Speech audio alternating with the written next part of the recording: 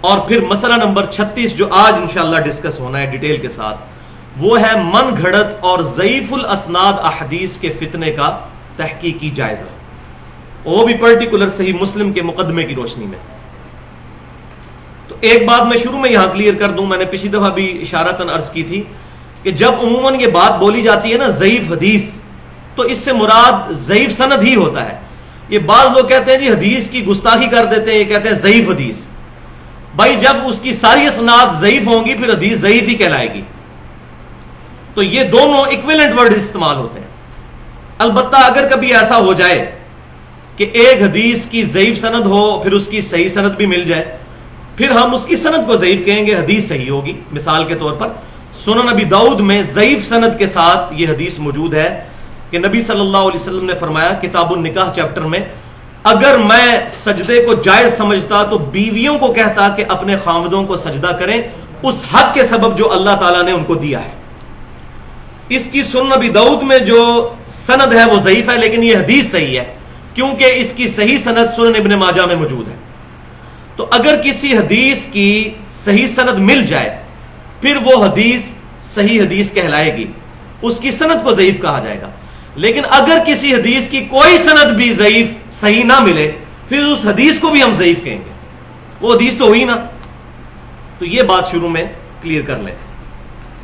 تو بھائیو سورۃ النساء کی آیت نمبر 150 سے لے کر 152 تک ان 3 آیات کے اوپر تقریباً 100 منٹ کی گفتگو ہماری ہو چکی ہے، اور ان 100 منٹس کے اندر میں نے پینڈولم کی جو ایک ایکسٹریم ہے اس کو ایڈریس کیا ہے، وہ ہے منکرین حدیث کے فتنے کا تحقیقی جائزہ۔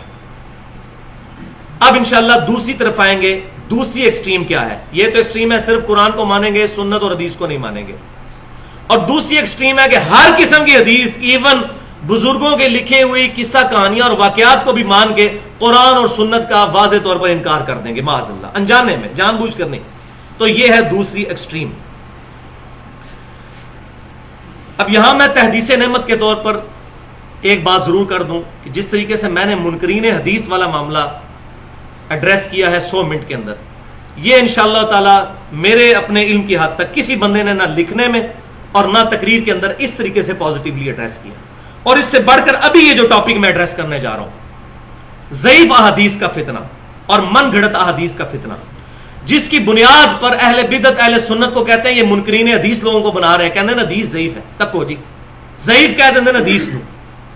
تو ایک میرا جملہ جو ہے یہ اپنے حرز جاں بنا دیں، اور وہ جملہ یہ ہے کہ منکرین حدیث پیدا ہی اس لیے ہوئے ہیں کہ ان لوگوں نے تمام ضعیف احادیث اور قصہ کہانیوں کو بھی اپنے عقائد و نظریات کا جو ہے منبع بنا لیا۔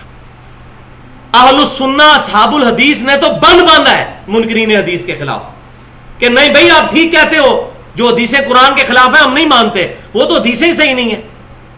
جو واضح صحیح احادیث کے خلاف واقعات آ رہے ہیں وہ تو خود واقعات سندن صحیح نہیں ہیں، ہم ان کو خود ہی ریجیکٹ کر دیتے ہیں۔ اور یہ ایٹیچیوڈ اگر صحیح طریقے سے اپنایا جاتا تو آج منکرین حدیث نہ پیدا ہوتے۔ یہ ریئیکشن ہے ان لوگوں کا۔ اس میں خصوصاً 2 پرسنالٹیز جنہوں نے صحیح احادیث کے حوالے سے سب سے شروع میں کام کیا، وہ ہیں ایک امام بخاری رحمۃ اللہ علیہ المتوفى 256 ہجری، اور دوسرے امام مسلم رحمۃ اللہ علیہ المتوفى 261 ہجری، یعنی وفات 261 ہجری میں ان کی ہوئی۔ تو آج کی گفتگو میں سب سے اہم ترین چیز جو ہے وہ ہے صحیح مسلم کا مقدمہ۔ امام مسلم بن حجاج قشیری رحمۃ اللہ علیہ نے صحیح مسلم کا مقدمہ خود لکھا ہے، صحیح مسلم کے 7 کتاب کے اندر وہ موجود ہے مقدمہ، جس میں 100 روایتیں ایسی لے کر آئے ہیں تقریباً 20 صفحات کے اوپر، جس میں انہوں نے یہ ثابت کیا ہے کہ صحیح حدیث کیوں ضروری ہے اور ضعیف الاسناد احادیث امت کا بیڑا غرق کر دیں گی۔ اس وقت اس بندے نے 1200 سال پہلے یہ فورسی کر لیا تھا۔ تو اس مقدمے کی اہمیت دل میں ڈالنے کے لیے میں شروع میں 5 بڑی مثالیں دینا چاہتا ہوں، کیونکہ ہمارا مسئلہ یہ ہے کہ ہمیں چیزوں کی قدر نہیں آتی جب تک کہ کوئی ہمارے سامنے اسٹونشنگ قسم کی حیران کن بات نہ رکھتے۔ تو اب میں 5 ایسی احادیث پیش کرنے لگا ہوں جو احادیث کی کتابوں میں ہے اور پوری پوری متصل اسناد کے ساتھ ہے، اور ان 5 حدیثوں میں سے کسی ایک کو بھی مان لے تو ہم بے ایمان ہو جائیں گے خود. اگر صحیح اور ضعیف کا فرق نہ کیا جائے تو وہ احادیث بھی پھر مان لینی چاہیے. جو لوگ صحیح اور ضعیف کا فرق نہیں کرتے بے ایمان ہو جائیں. اور ان میں سے 3 حدیثیں تو ہے ہی پرٹیکولر نبی صلی اللہ علیہ وسلم کی توہین میں. یہ تو دعائیں دیں آپ اصحاب الحدیث کو، اہل حدیث محدثین کو، کہ جنہوں نے صحیح اور ضعیف کا فرق کر کے کتابیں الگ کی. ادروائز تو یہ ہمارے گلے پڑ جاتی چیزیں. تو امام مسلم رحمۃ اللہ علیہ کی بہت بڑی کوشش، لیکن اس سے پہلے میں انشاءاللہ تعالی وہ 5 مثالیں پیش کروں گا. لیکن 2 چیزیں یہاں پر آپ سن لیں. ایک تو یہ جو صحیح مسلم کا مقدمہ ہے، یہ ہمارے اہل سنت پاک .com کے اوپر ریسرچ پیپر نمبر 15 کے نام سے سلیس اردو ترجمہ، اس کا اختصار کر کے وہ تقریباً 20 صفحات کو 4 صفحات پہ 2 ورقوں پہ میں لے کے آیا ہوں الحمدللہ. وہ خلاصہ ہے، وہ آج ہم انشاءاللہ کور بھی کریں اس کے اندر. اور دوسری چیز ریسرچ پیپر نمبر 10 ہے، جس کے اندر قرآن اور سنت اور اسلامی فقہ کی جو اصطلاحات ہیں، 120 کے قریب اصطلاحات، وہ ہے ریسرچ پیپر نمبر 10 اہل سنت پاک .com کے اوپر، جس میں کہ اجماع کیا ہوتا ہے، اجتہاد کیا ہوتا ہے، جرح کسے کہتے ہیں، تعدیل کسے کہتے ہیں، راجع کیا ہوتا ہے، صحیح حدیث کیا ہوتی ہے، حسن حدیث کیا ہوتی ہے، ضعیف حدیث کیا ہوتی ہے، موضوع حدیث کیا ہوتی ہے، مرفوع حدیث کیا ہوتی ہے، موقوف حدیث کیا ہوتی ہے، مقطوع حدیث کیا ہوتی ہے، اسی طریقے سے منکر کیا ہوتی ہے، مرسل حدیث کیا ہوتی ہے، متروک راوی کون سا ہوتا ہے. اس قسم کی 120 ٹرمنالوجیز اہل سنت پاک .com پہ 12 صفحوں کا ایک ریسرچ پیپر رکھا ہوا ہے 10 نمبر کے اوپر، قرآن اور سنت اور اسلامی فقہ کی بنیادی اصطلاحات. تو وہ بھی ڈاؤن لوڈ کر کے پڑھیں، کیونکہ لیکچر کے اندر تمام چیزیں بیان کرنا بڑی مشکل ہو جاتی ہیں. تو میں اس میں جو امپورٹنٹ چیزیں آئیں گی وہ انشاءاللہ ساتھ ساتھ ضرور بیان کروں گا. تو اب وہ اسٹانشنگ فیکٹس، وہ 5 حدیثیں، تاکہ صحیح مسلم کے مقدمے کی اہمیت ہمیں پتہ چلے، وہ میں پیش کرتا ہوں. اب ذرا دل پر ہاتھ رکھ لیں اور اپنی نیند اڑا لیں. مثال نمبر 1، امام یعقوب بن سفیان الفارسی کی کتاب ہے کتاب المعرفہ والتاریخ. اس میں جلد نمبر 3 پر صفحہ 771 کے اوپر متصل پوری صحیح سند کے ساتھ سوائے ایک سکم کے یہ روایت موجود ہے کہ سیدنا حذیفہ بن یمان رضی اللہ تعالیٰ عنہ، صحابی رسول، اور بخاری اور مسلم کی احادیث کے تحت یہ وہ صحابی ہیں جن کو منافقین کے نام نبی صلی اللہ علیہ وسلم نے بتائے تھے. انہوں نے ابو موسیٰ اشعری رضی اللہ تعالیٰ عنہ کو سامنے سے آتے ہوئے دیکھا تو کہا کہ یہ منافق ہے ابو موسیٰ اشعری. بیڑا غرق ہو گیا. امام سیدنا ابو موسیٰ اشعری تو فارغ ہو گئے اس حدیث کے تحت، کیونکہ حذیفہ بن یمان کہہ رہے ہیں، ان کو تو حضور نے منافقین کے نام. تو ابو موسیٰ اشعری بھی فارغ، ان کی تمام احادیث بھی فارغ. متصل سند ہے، بالکل ٹھیک ہے. صرف ایک چھوٹا سا سکم ہے کہ اس میں امام اعمش جو ہیں وہ مدلس ہیں، انہوں نے تدلیس کی ہے. اب تدلیس کا ذکر چونکہ بار بار آئے گا، لہٰذا میں یہاں پر یہ بات بھی تھوڑی سی بتا دوں کہ یہ تدلیس کیا بلا کا نام ہے. یہ بہت ساری حدیثیں اس کی وجہ سے فارغ ہوتی ہیں. تدلیس یہ ہوتی ہے کہ کوئی محدث حدیث بیان کرتے ہوئے اپنے استاد کے نام کو چھپا لے اور ڈائریکٹلی اس استاد کا نام لے کہ جس سے حدیث اس کے استاد نے لی ہوتی ہے. مثال کے طور پر امام بخاری رحمۃ اللہ علیہ نے احمد بن حنبل سے حدیث سنی ہے اور احمد بن حنبل نے سنی ہے امام شافعی سے. اب اگر خدا نخواستہ امام بخاری رحمۃ اللہ علیہ احمد بن حنبل کو نکال کر کہیں کہ امام شافعی سے روایت ہے، تو امام شافعی رحمۃ اللہ علیہ سے ملاقات تو امام بخاری کی ثابت نہیں ہے. وہ 204 ہجری کے اندر ہی فوت ہو گئے تھے اور امام بخاری اس وقت ہارڈلی جو ہے وہ 7-8 سال کے تھے، 194 ہجری میں پیدا ہوئے. تو اب امام بخاری رحمۃ اللہ علیہ بیچ میں سے جو بندہ نکال دیں گے تو وہ ہم کہیں گے انہوں نے تدلیس کی، چھپا لیا بیچ والے راوی کو اور ڈائریکٹ امام شافعی کا نام لیا. لیکن یہ ہوتے ثقہ تھے محدثین. یہ کبھی نہیں کہتے تھے کہ میں نے امام شافعی سے سنا، کبھی نہیں کہتے تھے حدثنا یا اخبرنا، کہتے تھے ان سے روایت کرتے تھے، ان شافعی، کہ شافعی سے روایت ہے. یہ نہیں کہتے تھے میں نے شافعی سے سنا، تو فوراً پتا چل جاتا تھا کہ بیچ میں کوئی بندہ سکپ کر رہے ہیں. اور اگر وہ سکپ کریں اور ان کی عادت ہو تدلیس کرنا، یوں چھپانا، تو ایسے راوی کو ہم کہتے ہیں مدلس. اور یہ راوی کو بہت زیادہ نہیں، ٹوٹل ذخیرہ حدیث میں 300 راوی جو ہے وہ مدلس ہیں، لیکن بدقسمتی یہ ہے کہ وہ 300 جو ہے وہ اہم ترین راوی ہیں. تو تدلیس کو عیب بھی سمجھا گیا ہے بعض محدثین کے نزدیک، لیکن اس کو علم حدیث کے اندر ایک مقام حاصل ہے کہ اس کی وجہ سے وہ راوی فارغ نہیں ہو جاتا، ورنہ مدلسین سے خود امام بخاری امام مسلم نے احادیث لی ہے. تو اگر مدلس راوی ہوگا پھر ہم سما کی تصریح کریں گے کہ واقعی اس نے حدیث سنی، بیچ میں واسطہ ڈالا. اور یہ کیوں کرتے تھے؟ اس کی مین وجہ یہ ہوتی تھی کہ اپنی سند کو عالی کرنے کی کوشش کرتے تھے کہ ہمارے اور نبی صلی اللہ علیہ وسلم کے درمیان بہت کم واسطے ہیں، اور بعض اوقات وہ اپنے شاگردوں کا امتحان لینے کے لیے بھی کرتے تھے. لیکن بہرحال اس کا نقصان بہت ہوا، اسی لیے امام شعبہ رحمۃ اللہ علیہ فرماتے تھے کہ میں زنا سے بھی بدتر سمجھتا ہوں تدلیس کرنے کو. لیکن وہ خود بھی مدلسین سے روایت کر لیا کرتے تھے، لیکن اس روایت کو کہ جس میں سما کی تصریح ہو جائے. تو صحیح بخاری اور مسلم میں جتنی مدلسین کی آن والی روایتیں ہیں وہ تمام سما کی تصریح کے ساتھ ہیں، اور وہ مطابقت میں امام بخاری امام مسلم نے لی ہیں.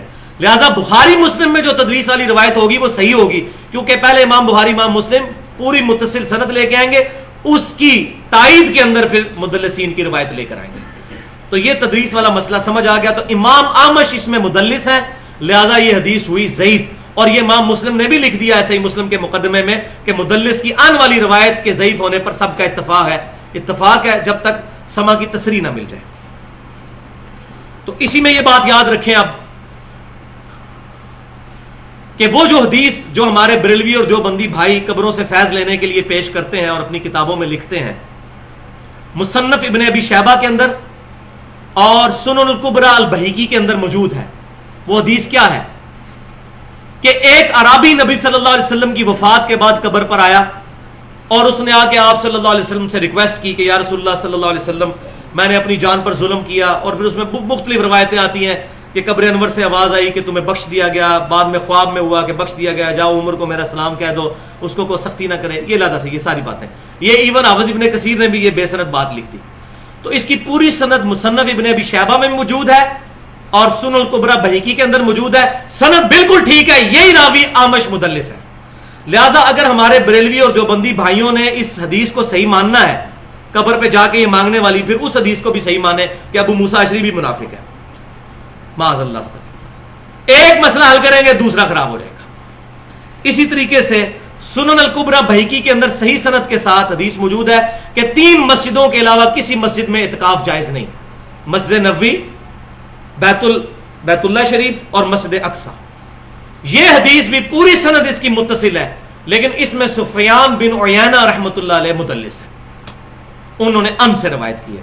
تو جو تدلیس نہیں مانتا پھر وہ 3 مسجدوں کے علاوہ اعتکاف بھی نہ کرے. پھر منکرین حدیث کو جواب دے کہ قرآن میں تو مطلقاً آیا کہ مسجدوں میں اعتکاف کرو گے سورۃ البقرہ کے اندر. اسی طریقے سے وہ حدیث بھی ضعیف ہو گئی، اکلوتی حدیث جو جامعہ ترمذی اور سنن ابی داؤد میں، اور امام ابو داؤد نے خود اس کو لکھ دیا یہ حدیث صحیح نہیں ہے، کہ عبداللہ بن مسعود رضی اللہ تعالیٰ عنہ صرف نماز کے شروع میں رفع دین کرتے تھے اور رکوع میں جاتے وقت اور رکوع سے اٹھتے وقت نہیں کرتے تھے. اس میں سفیان ثوری مدلس ہے. لہذا اگر سفیان ثوری کی تدلیس کسی نے نہیں مانی، ابو موسیٰ اشعری کو بھی پھر منافق مانے وہ، معاذ اللہ استغفر اللہ. تو ہمارے سارے مسئلے سیدھے ہوتے جائیں گے. ہم ایک اصول رکھیں گے، دوگلی پالیسی نہیں کہ تہاڈی ہے تو ایسی نہیں مننی، ساڈی ہے تو تسی نہیں مننی، نہیں، ایک اصول. لہذا اب یہاں پر ایک کڑوی گولی جو ہے وہ ہمارے اہل حدیث بھائیوں کے لیے بھی ہے کہ وہ جو حدیث ہے سنن ابی داؤد کے اندر کہ نبی صلی اللہ علیہ وسلم اپنے دائیں ہاتھ کے اوپر شمار کرتے تھے تسبیحات، وہ حدیث بھی ضعیف ہے. اس میں بھی اعمش مدلس ہے، جس طرح ابو موسیٰ اشعری کو منافق کہنے والی حدیث میں اعمش مدلس ہے. لہذا یہ حدیث ضعیف ہوئی کہ نبی صلی اللہ علیہ وسلم صرف دائیں ہاتھ پہ شمار کرتے تھے. صحیح حدیث جامعہ ترمذی سنن ابی داؤد میں یہ ہے کہ نبی صلی اللہ علیہ وسلم نے فرمایا انگلیوں پر پڑھو، یہ تمہارے ذکر کی گواہی دیں گی، قیامت والے دن اللہ ان کو زبان دے گا، یہ تمہارے ذکر کی گواہی دیں گی. اس حدیث کے تحت دونوں ہاتھوں پر پڑھ کے گواہ کرنا چاہیے ہاتھوں کو. البتہ اگر کوئی قیاس یا اجتہاد کر لیتا ہے کہ نبی صلی اللہ علیہ وسلم اکثر کام جو ہے وہ دائیں ہاتھ سے کرتے تھے، اس کے تحت کوئی دائیں ہاتھ میں پڑھتا ہے تو جائز ہے. لیکن یہ کہنا کہ بائیں پہ پڑھنا غلط ہے، یہ ظلم ہو جائے گا. ورنہ اس میں بھی اعمش مدلس اور ابو موسیٰ اشعری کو منافق کہنے والی حدیث میں بھی اعمش مدلس. یہ بہت بڑی پھکی ہوگی سارے مکاتبے فکر کے لیے. انشاءاللہ مجھ سے کوئی ناراض نہیں ہوگا، میں نے ساروں کو پھکی دے دی تھوڑی تھوڑی الحمدللہ. اب مثال نمبر 2، وہ ہے امام ابن عساکر کی تاریخ دمشق میں متصل سند کے ساتھ یہ حدیث موجود ہے عبداللہ بن عباس رضی اللہ تعالیٰ عنہ سے. اور ظلم یہ ہے کہ یہی حدیث نقل کر کے شیخ زکریا کاندلوی صاحب نے فضائل اعمال میں فضائل نماز کے چیپٹر میں یہ حدیث نقل کی ہے 374 نمبر صفحہ جو رائے ونڈ سے چھپتی ہے کتب خانہ فیضی کی. اب آپ سوچ رہے ہوں گے شیخ زکریا صاحب نے نقل کی تو یہ مجرم کیوں اور وہ کیوں نہیں, اس کا جواب بعد میں آئے گا. حدیث نقل کر دینا جرم نہیں ہوتا, اس حدیث سے رزلٹ نکالنے والا مجرم ہوتا ہے جس کو پتا بھی ہو کہ حدیث ضعیف ہے. محدثین تو صرف نقل کرتے, وہ آگے آئے گا اس کا جواب کہ کیوں ضعیف حدیثیں کتابوں میں لکھتے تھے, وہ میں انشاءاللہ بتاؤں گا. تو شیخ زکریا صاحب فضائل نماز والے پورشن میں فضائل اعمال میں لے کے آئے معاذ اللہ استغفر اللہ کہ عبداللہ بن عباس کہتے ہیں نبی صلی اللہ علیہ وسلم جب رات کو نماز پڑھتے تھے تہجد کی تو اپنے آپ کو رسی سے باندھ لیتے تھے تاکہ نیند کے غلبے کی وجہ سے گر نہ پڑے, یعنی بے دلی کے ساتھ نماز پڑھتے تھے نا, معاذ اللہ استغفر اللہ. تو پھر اللہ نے قرآن میں آیتیں نازل کر دی سورہ طٰہٰ کی, طٰہٰ ما انزلنا علیک القرآن لتشقی, طٰہٰ اے محبوب صلی اللہ علیہ وسلم ہم نے قرآن آپ پر اس لیے نازل نہیں کیا کہ آپ مشقت میں پڑ جائیں. کہتے ہیں جی اس آیت کا شان نزول یہ ہے کہ آپ صلی اللہ علیہ وسلم اپنے آپ کو رسیوں سے باندھ لیتے تھے. بھائیو یہ آیت آگے بھی پڑھ لیتے تو پتہ چل جاتا. اس کی اگلی آیت ہے الا تذکرۃ لمن یخشی, اے محبوب صلی اللہ علیہ وسلم یہ قرآن تو نصیحت ہے اس کے لیے جو نصیحت حاصل کرنا چاہے. آپ ٹینشن نہ لیں, لوگ ایمان نہیں لا رہے اس قرآن پر. یہ قرآن ہم نے آپ پر اس لیے نازل نہیں کیا کہ آپ مشقت میں پڑھ جائیں کہ لازمی لوگ کلمہ پڑھیں. الا تذکرۃ لمن یخشی, یہ تو اس کے لیے نصیحت ہے جو خود نصیحت حاصل کرنا چاہے, جو اللہ سے ڈرے. اور قرآن خود ہی بتا رہا ہے کہ اس سے مراد ہے کہ قرآن کی تبلیغ پر ٹینشن نہ لیں. یہ نہیں ہے کہ حضور اپنے آپ کو رسیوں سے باندھتے تھے. اور دوسری طرف صحیح بخاری اور مسلم کی صحیح حدیث ہے, نبی صلی اللہ علیہ وسلم مسجد میں داخل ہوئے تو ایک رسی لٹک رہی تھی. پوچھا یہ رسی کس نے لٹکائی ہوئی ہے؟ تو کہا کہ یہ آپ کی بیٹی زینب جو ہے اپنا جوڑا اس رسی سے باندھ لیتی ہیں, رات کو نماز پڑھتے ہوئے جب ان کو نیند آتی ہے تو دھچکا لگتا ہے تو آنکھ کھل جاتی ہے, تو اس کی برکت سے وہ نماز پڑھتی رہتی ہیں. تو نبی صلی اللہ علیہ وسلم نے فرمایا کھولو اس رسی کو, جب تک دل اور دماغ ساتھ دے اس وقت تک توجہ کے ساتھ نماز پڑھو, اور جب نیند آئے تو آرام کرو, بے توجہی کے ساتھ نماز نہ پڑھو. حضور اپنی بیٹی کو تو یہ فرما رہے ہیں خود اپنے آپ کو رسیوں سے باندھیں گے. تو اب آپ کو یہ بھی پتہ چلی کہ بخاری مسلم کا کتنا بڑا احسان ہے کہ بخاری مسلم میں بالکل اور حدیث ہے, اور یہ حدیث بھی شیخ زکریا صاحب نے جو نقل کی یہ بھی تاریخ ابن عساکر 80 جلدوں کے اوپر سند کے ساتھ, آج سے تقریباً سمجھ لیں آپ 900 سال پہلے لکھی گئی ہے, اس میں پوری سند کے ساتھ یہ روایت ہے. اب اگلی 3 مثالیں جو ہیں یہ دل کو تھام کے, یہ انسان کو بےایمان کرنے والی مثالیں ہیں, لیکن مجبوری ہے. ظاہر ہے کہ اب ضعیف حدیثوں کے اوپر لوگوں نے مسئلے کھڑے کیے ہیں, لوگوں کے نماز کا طریقہ بھی ضعیف حدیثوں پہ ہے, عقیدے بھی ضعیف حدیثوں پہ ہے, تو لہذا یہ اب باتیں کرنا تو ضروری ہے. جب آپریشن ہی اسی وقت, جب تک آپریشن نہیں ہوگا اس وقت تک یہ معاملہ حل نہیں ہوگا. مثال نمبر 3 مسند امام احمد میں جلد 5 صفحہ 136 پر بالکل متصل سند کے ساتھ حدیث موجود ہے. اور بدقسمتی کی بات کہ یہ حدیث امام بخاری کی جو کتاب ہے الادب المفرد اس میں بھی موجود ہے انٹرنیشنل نمبر کے مطابق 936 اور 946 نمبر. اور اس سے انشاءاللہ تعالی ڈاکٹر طاہر القادری صاحب والا مسئلہ بھی حل ہو جائے گا جو ان کو سمجھ نہیں آتا. بہت بڑے محقق ہیں ماشاءاللہ, لیکن کچھ باتیں ان کو بھی سمجھ نہیں آتی, وہ ادھر سے حل ہوں گی. مسند امام احمد اور الادب المفرد کہ نبی صلی اللہ علیہ وسلم نے فرمایا جو شخص اپنے نسب پر فخر کرے اس کو کہو کہ اپنے باپ کا عضو تناسل کاٹ کے اپنے منہ میں رکھ لے. اور یہ بات کنائے سے نہ کرنا, ڈائریکٹ بات کرنا کہ اپنے باپ کی شرمگاہ کاٹ کے اپنی زبان پہ رکھ لو اگر تم اپنے جاہلیت والے نسب پہ فخر کرتے ہو. استغفر اللہ تو بولی حضور ایسی زبان سے بات نکال سکتے ہیں؟ سورۃ القلم میں ہے وَإِنَّكَ لَعَلَىٰ خُلُقٍ عَظِيمٍ, نبی صلی اللہ علیہ وسلم اخلاق کے بلند ترین درجے پر فائز ہیں. اور صحیح بخاری اور مسلم کی متفق علیہ حدیث ہے کہ سیدنا ابو سعید خدری رضی اللہ تعالیٰ عنہ کہتے ہیں کہ نبی صلی اللہ علیہ وسلم میں تو کنواری لڑکیوں سے بھی زیادہ شرم و حیا تھی. یہ ہے بخاری مسلم اور یہ ہے دوسری کتابیں. اب مسند امام احمد کوئی چھوٹی کتاب تو نہیں ہے جناب, جو کہتے ہیں جی حدیثیں تو لکھی ہوئی ہیں ناف کے نیچے بھی ہاتھ باندھنے والی. اس حدیث کو احمد بن حنبل نے ضعیف تو کو نہیں کہا ہوا, سند نقل کر دی ہے, حکم کو نہیں لگایا ہوا, تو مانے بےمان ہو جائے اس حدیث کو مان کے. لہذا یہاں سے وہ مسئلے بھی دو حل ہوئے. ایک یہ تو یہ کہا جاتا تھا کہ جی امام بخاری رحمۃ اللہ علیہ کی کتاب الادب المفرد میں یہ فلاں فلاں حدیثیں موجود ہیں, یہ کیوں نہیں مانتے؟ تو امام بخاری کا دعویٰ صرف صحیح بخاری کی صحت پر ہے, اور وہ بھی ان کے دعوے پہ ہم نے نہیں مانا, امت کے علماء نے اس کو پرکھا ہے. امام بخاری کی کتاب ہے الادب المفرد, ہم اس کی کئی حدیثوں کو نہیں صحیح مانتے, نہ امام بخاری کا دعویٰ ہے.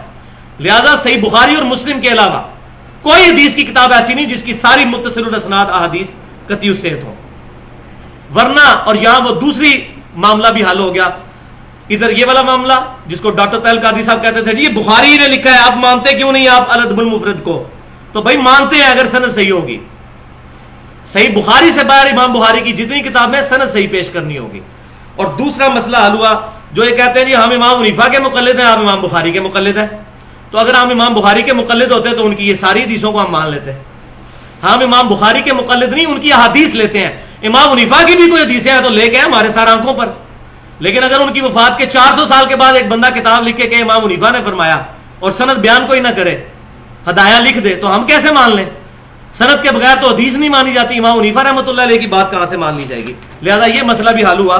یہ جو لوگوں کو غلط پٹی پڑھاتے ہیں تقلید کے لیے, تو بھائی نہ تو ہم مقلد ہیں اور نہ غیر مقلد, ہم متبع سنت ہیں الحمدللہ. مثال نمبر 4, امام ابن جریر رحمۃ اللہ علیہ المتوفا 310 ہجری, سب سے پہلے قرآن کی تفسیر ابن جریر تفسیر تبری لکھنے والے. یہ بھی بڑی خطرناک پھکی ہے جی. سورۃ الاحزاب کی تفسیر میں وہ ایک روایت لے کر آئے ہیں, بڑی خطرناک روایت, بہت خطرناک ایمان سوز روایت. اور یہی وہ روایت ہے جو کشف المحجوب میں علی بن عثمان اجویری صاحب نے صوفیت کی ایک ٹرم سکر اور صحف کا بیان ثابت کرنے کے لیے یہ روایت لکھ کے معاملہ خراب کر دیا. ان کا معاملہ اس لیے خراب ہوا, اگر انہوں نے لکھی ہے واللہ عالم, لیکن چونکہ ان کے ماننے والے کہہ رہے ہیں کہ ان کی لکھی ہوئی ہے, آپ کو سمجھ نہیں آ رہی, اس لیے ہم یہی کہتے ہیں کہ آپ کے کہنے پر انہی کی لکھی ہوئی. بریلوی دیوبندی دونوں کا ترجمہ کشف المحجوب کا اٹھا کے دیکھ لیں, دونوں نے یہ بات لکھ دی ہے. صحف اور سکر کے چیپٹر میں یہ ٹرمز بیان کرتے ہیں, باب نمبر 14 کشف المحجوب میں, اور یہ تفسیر ابن جریر سے بھی. معاذ اللہ استغفر اللہ.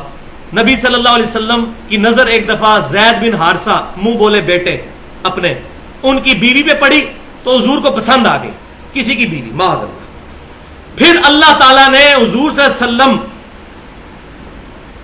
کو خوش کرنے کے لیے زید بن حارثہ کے دل میں اپنی بیوی کی نفرت ڈال دی تاکہ وہ طلاق دے دے, اور بعد میں حضور نے خود شادی کر لی سیدہ زینب کے ساتھ. یہ سٹوری بنا لی.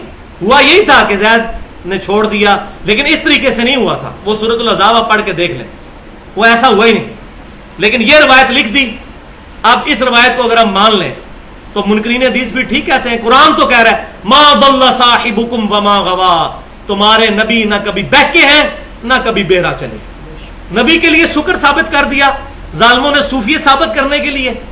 نبی کو سکر میں مان لیا جائے نشے کی حالت میں اور جذب کی کیفیت میں, تو دین کا بیڑا غرق ہو جائے گا. تو انہوں نے نبی صلی اللہ علیہ وسلم کو بھی تختہ مشق بنایا, معاذ اللہ استغفر اللہ. اور وہ حدیث پھر دوبارہ یاد کر لیں جو بخاری اور مسلم کی متفق علیہ حدیث ہے کہ نبی صلی اللہ علیہ وسلم میں کنواری لڑکیوں سے زیادہ شرم و حیا تھی. اور آخری مثال نمبر 5, یہ most dangerous I have ever read, یہ والی مثال سب سے خطرناک. آپ سوچ رہے ہوں گے اتنی خطرناک تو پہلے ہے, اب کون سی اتنی خطرناک آ گئی. یہ روایت سنیں, ابن جریر المتوفا 310 ہجری تفسیر ابن جریر میں, اور امام ابن کثیر بھی لے آئے ہیں تفسیر ابن کثیر میں, اللہ تعالیٰ ان کو معاف کرے, المتوفا 774 ہجری. سورہ النجم کی آیت نمبر 19 اور 20 کے ساتھ اس کی تفسیر میں, ان آیات کے اندر نبی صلی اللہ علیہ وسلم کی مبارک زبان سے جو ان کے بڑے 3 بت تھے لات منات اور عزا, اس کو کنڈیم کیا گیا. اس کے ساتھ ان دونوں تفسیروں میں لکھا ہوا ہے کہ نبی صلی اللہ علیہ وسلم کی مبارک زبان پر شیطان نے 2 آیات اور جاری کر دی اپنی طرف سے, معاذ اللہ. اور وہ آیات بھی لکھی ہوئی ہیں, تلک الغرانک العلا وشفاعتہن لترتجا. یہ تینوں لات منات اور عزا یہ بڑی بلند و بالا دیویاں ہیں, اور ان کی شفاعت ضرور قبول کی جائے گی معاذ اللہ استغفر۔ اور ردیف کافیہ بھی صحیح بٹھایا ہے، من نجمی اذا ہوا، اعلیٰ یہ سورج شروع میں پڑھ لیتے، اسی میں آیا ہے من نجمی اذا ہوا ما ضل صاحبکم وما غوا وما ينطق عن الهوى ان هو الا وحی یوحى، اس میں یہ فٹ کر دی۔ اور پھر واقعہ لکھا ہے کہ جب یہ آیت نبی صلی اللہ علیہ وسلم کی زبان سے جاری ہوئی تو مشرکین بھی اور صحابہ سارے سجدے میں گر پڑے کہ لو جی ساڈا ایک ہو گیا ہوں ایک ہو گیا سی معاذ اللہ استغفر اللہ۔ یہ حدیث 4 سندیں ہیں اس کی اور چاروں متصل ہیں، چاروں متصل بالکل صحیح۔ اور اس میں 2 تابعین تو ایسے ہیں جن سے یہ روایتیں ہیں وہ اعلیٰ ترین تابعین ہیں، سعید بن مسیب رحمۃ اللہ علیہ المتوفا 93 ہجری اور دوسرے قتادہ رحمۃ اللہ علیہ المتوفا 117 ہجری۔ 4 تابعین تک مکمل سند صحیح کے ساتھ یہ روایت موجود ہے۔ اب جو یہ کہتے ہیں نا کہ تابعین کی بات حجت ہے، تو یہ 4 روایتیں ہیں تابعین سے، مان کے تو بے ایمان ہو جائیں۔ کہتے ہیں جی فلاں تو تابعی تھا، اس نے کوئی بات صحابی کے بغیر کی ہوگی، لہذا یہ بات یاد رکھیں، یہ بھی بات امام مسلم نے مقدمے میں لکھ دی ہے کہ تابعی کا قول کوئی شے نہیں ہے، تابعی کی مرسل کوئی حجت نہیں ہے جب تک صحابی کا نام مینشن نہ کرے، ورنہ کئی چیزیں ہیں تابعین کی جو صحابہ کرام کے خلاف ہیں۔ 4 تابعین سے یہ تو یہ شیطان سے سنا ہے تابعین نے بھائیو، وہ آگے آ بھی جائے گا مسلم شریف کے مقدمے میں، یہ شیطان سے انہوں نے بات سنی ہے، کسی صحابی سے نہیں سنی۔ تو تابعین 4 تابعین یہ واقعہ بیان کرتے ہیں، لیکن یہ واقعہ صرف اس اصول محدثین کو ماننے سے ہی غلط ثابت ہوگا کہ تابعی کا قول، تابعی کی سند بالکل کوئی حجت نہیں جب تک صحابی کا نام مینشن نہ کرے، کیونکہ اس نے نبی صلی اللہ علیہ وسلم کا مبارک زمانہ نہیں پایا، اگرچہ اس نے صحابہ کا زمانہ پایا ہو۔ لہذا امام حنیفہ رحمۃ اللہ علیہ یا امام ابراہیم نخعی کے بارے میں جو کہا جاتا ہے کہ یہ تابعین تھے لہذا ان کی باتیں صحابہ سے ہٹ کے نہیں ہوں گی، پھر یہ بھی باتیں مان لیں۔ تو پہلی بات ہے کہ امام ابراہیم نخعی رحمۃ اللہ علیہ تو تابعی ہیں، امام حنیفہ رحمۃ اللہ علیہ تابعی نہیں ہے۔ خود کشف المعجوب میں علی بن عثمان اجویری صاحب نے تبع تابعین کے چیپٹر میں ان کو ڈالا ہے، آج سے 1000 سال پہلے حنفیوں کے بہت بڑے صوفی بزرگ علی بن عثمان اجویری صاحب نے تبع تابعین کے چیپٹر میں امام حنیفہ رحمۃ اللہ علیہ کو ڈالا ہے۔ وہ بھی مبارک دور ہے، وہ تابعی بھی ہوں تب بھی بات حجت نہیں، ورنہ یہ 4 باتیں بھی ماننی پڑیں گی۔ یہ ہے الزامی جواب۔ اور الحمدللہ اب آئیں اس بات کی طرف، وہ کریٹیکل سوال کہ آخر یہ حدیثیں جب اس طرح کی تھی تو محدثین نے لکھی کیوں لکھی؟ محدثین نے نہ لکھتے، بعد والے لوگ تو نقل کر کے مجرم ہوئے، تو لکھنے والے کیوں نہیں مجرم؟ تو یہ بات بھی اب سمجھ لیں، لکھنے والے مجرم کیوں نہیں، یہ بہت کریٹیکل بات ہے۔ اس کی 2 وجوہات ہیں۔ پہلی وجہ یہ ہے کہ اس زمانے میں محدثین کے درمیان یہ چیز اسٹیبلش ہو چکی تھی کہ اگر کوئی محدث حدیث کی سند بیان کر دے اور وہ روایت لکھ دے، چاہے وہ روایت صحیح ہے یا ضعیف، اس پر کچھ گناہ نہیں ہوگا، وہ بتا جو رہا ہے کہ میں نے کس سے سنی ہے۔ مثلا اگر میں کہتا ہوں کہ غلام احمد قادیانی نے کہا تو میں نے اس دجال کا نام لے لیا، اب اس کے سر پہ ہے، تو اس طریقے سے وہ سند لکھتے تھے، پوری سند لکھتے تھے۔ پھر علیحدہ سے اسماء و رجال کا علم اسٹیبلش ہوا، جرح اور تعدیل کا، جس میں پوری راویوں کی ڈیٹیل آئی کہ اس راوی کی حدیث ایکسیپٹیبل ہوگی، اس کی نہیں ہوگی، یہ پوری ڈیٹیل علیحدہ سے کتابیں بھی ان محدثین نے لکھی کہ جیسے ہم میتھمیٹکس میں بھی کرتے تھے، لاگ کے لیے علیحدہ سے ٹیبل ہوتا تھا، اس ٹیبل سے دیکھ کے تو لاگرتھم کا فارمولہ ہم ڈال کے تو مسئلہ حل کرتے تھے۔ لہذا حدیثوں کی سندوں کو چیک کرنے کے لیے علیحدہ سے کتابیں ہیں اسماء و رجال کی، ان کو دیکھ کر پھر فیصلہ کیا جائے گا صحیح اور ضعیف کا۔ یہ ہوگی پہلی ریزن۔ اور دوسری ریزن کہ ضعیف حدیثیں بھائیوں انہوں نے اس لیے لکھی تاکہ ہمیں پتہ چل جائے کہ یہ حدیثیں ضعیف ہیں، ورنہ لوگوں نے کہنا سی جس طرح آج بھی کہا وہ ساڈیاں بھی حدیثیں ہیں حسن جی، وہ پتہ نہیں گواچ کی ہیں کدھر ہے، وہ بھی میں بتا دوں گا گواچ کہاں گئی ہیں۔ وہ جی 1,00,000 حدیثیں حضور صلی اللہ علیہ وسلم سے ٹوٹل حدیثیں 10,000 روایت ہے، لاکھ کہاں سے آ گئی بھائی؟ لاکھ حدیثیں روایت کرنے کے لیے 100 سال کا 1,000 سال کی زندگی چاہیے، یہ جھوٹ ہے۔ وہ حدیث کے ترک ہیں لاکھوں میں، مثلا انما الاعمال بالنیات ایک حدیث ہے، اس کی 700 سندیں ہیں، تو وہ 700 حدیثیں بنی، لیکن حدیث تو ایک ہوئی، وہ ترک زیادہ ہیں لاکھوں میں، حدیثیں ٹوٹل 10,000 سے زیادہ نہیں ہیں آپ صلی اللہ علیہ وسلم کی۔ وہ آگے انشاءاللہ تعالی بات آ بھی جائے گی۔ تو یہ دوسری ریزن کہ ضعیف حدیثوں کا پتہ چل جائے، اس لیے محدثین نے یہ چیزیں جمع کی، اور وہ بات بھی اب آپ سمجھ لیجئے۔ سنن ابی داؤد کے اندر ایک پورا چیپٹر ہے جس چیپٹر کا نام ہے رفع الیدین نہ کرنے کا بیان۔ مولوی لکھتے تھے اپنی کتابوں میں، کیونکہ اس کو پتا ہے کبھی کسی نے کھول کے یہ پڑھنا ہی نہیں چیپٹر، یہ چیپٹر اس غریب نے باندھا کیوں ہے امام ابو داؤد رحمۃ اللہ علیہ نے؟ رفع الیدین نہ کرنے کا بیان، اس میں انٹرنیشنل نمبرنگ کے مطابق 5 احادیث لے کے آئے ہیں، 748 سے لے کر 49، 50، 51، 52 5 حدیثیں امام ابو داؤد لے کے آئے ہیں۔ 748 نمبر حدیث لے کے آئے ہیں سیدنا عبداللہ بن مسعود رضی اللہ تعالیٰ عنہ کی، وہ اکلوتی حدیث کہ نبی صلی اللہ علیہ وسلم کے بارے میں انہوں نے فرمایا کہ آپ صلی اللہ علیہ وسلم صرف نماز کے شروع میں رفع الیدین کرتے تھے، بعد میں نہیں کرتے تھے۔ اور ساتھ امام ابو داؤد نے لکھ دیا وَلَيْسَ بِصَحِيحٍ عَلَى هَذَا الْمَعْنَى وَلَيْسَ بِصَحِيحٍ عَلَى هَذَا اللَّفْظ، ان معنوں میں یہ حدیث صحیح نہیں ہے، ان الفاظ کے ساتھ یہ حدیث صحیح نہیں ہے۔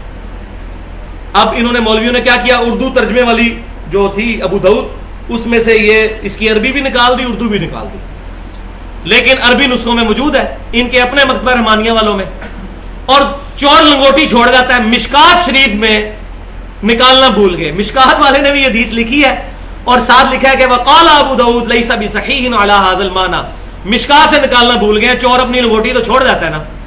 تو مشکات شریف ابو داؤد کے بھی 500 سال بعد لکھی گئی، 8 سے تقریباً 700-800 سال پہلے، اس میں بھی یہ الفاظ موجود ہیں، یہ حدیث صحیح نہیں ہے۔ اگلی 4 حدیثیں امام داؤد نے برا بن عازب رضی اللہ تعالیٰ عنہ سے لی، ایک ایک سند پر بحث کر کے پھر کنکلوڈنگ جملہ انہوں نے بولا 752 نمبر حدیث کے بعد کہ ھذا حدیث لیس بصحیح، اور بتایا کہ یہ کوفے کے بعد جب راوی بیان کرتا تھا اس نے اپنے الفاظ ایڈ کر لیے، اس کے الفاظ ٹکراتے ہیں، یہ اپنے سٹیٹمنٹس بدل لیتا ہے، پوری ڈیٹیل سے بحث کر کے کنکلوڈ کیا کہ یہ حدیث بھی صحیح نہیں ہے۔ آپ کہتے ہو رفع الیدین نہ کرنے کا بیان، جی پورا چیپٹر ہے، وہ چیپٹر آپ کے خلاف باندھا ہوا ہے، وہ چیپٹر کھول کے تو دیکھیں۔ تو میں کہتا ہوں اللہ تعالیٰ کی کروڑ رحمتیں امام داؤد نے انہوں نے ننگا کر کے رکھ دیا ہے منکرین حدیث کو، اور ضعیف الاسناد احادیث کے پیچھے چلنے والوں پر انہوں نے ایک حجت قائم کر دی ہے۔ الحمدللہ، اللہ تعالیٰ کی کروڑوں رحمتیں ہوں ان پر، الحمدللہ۔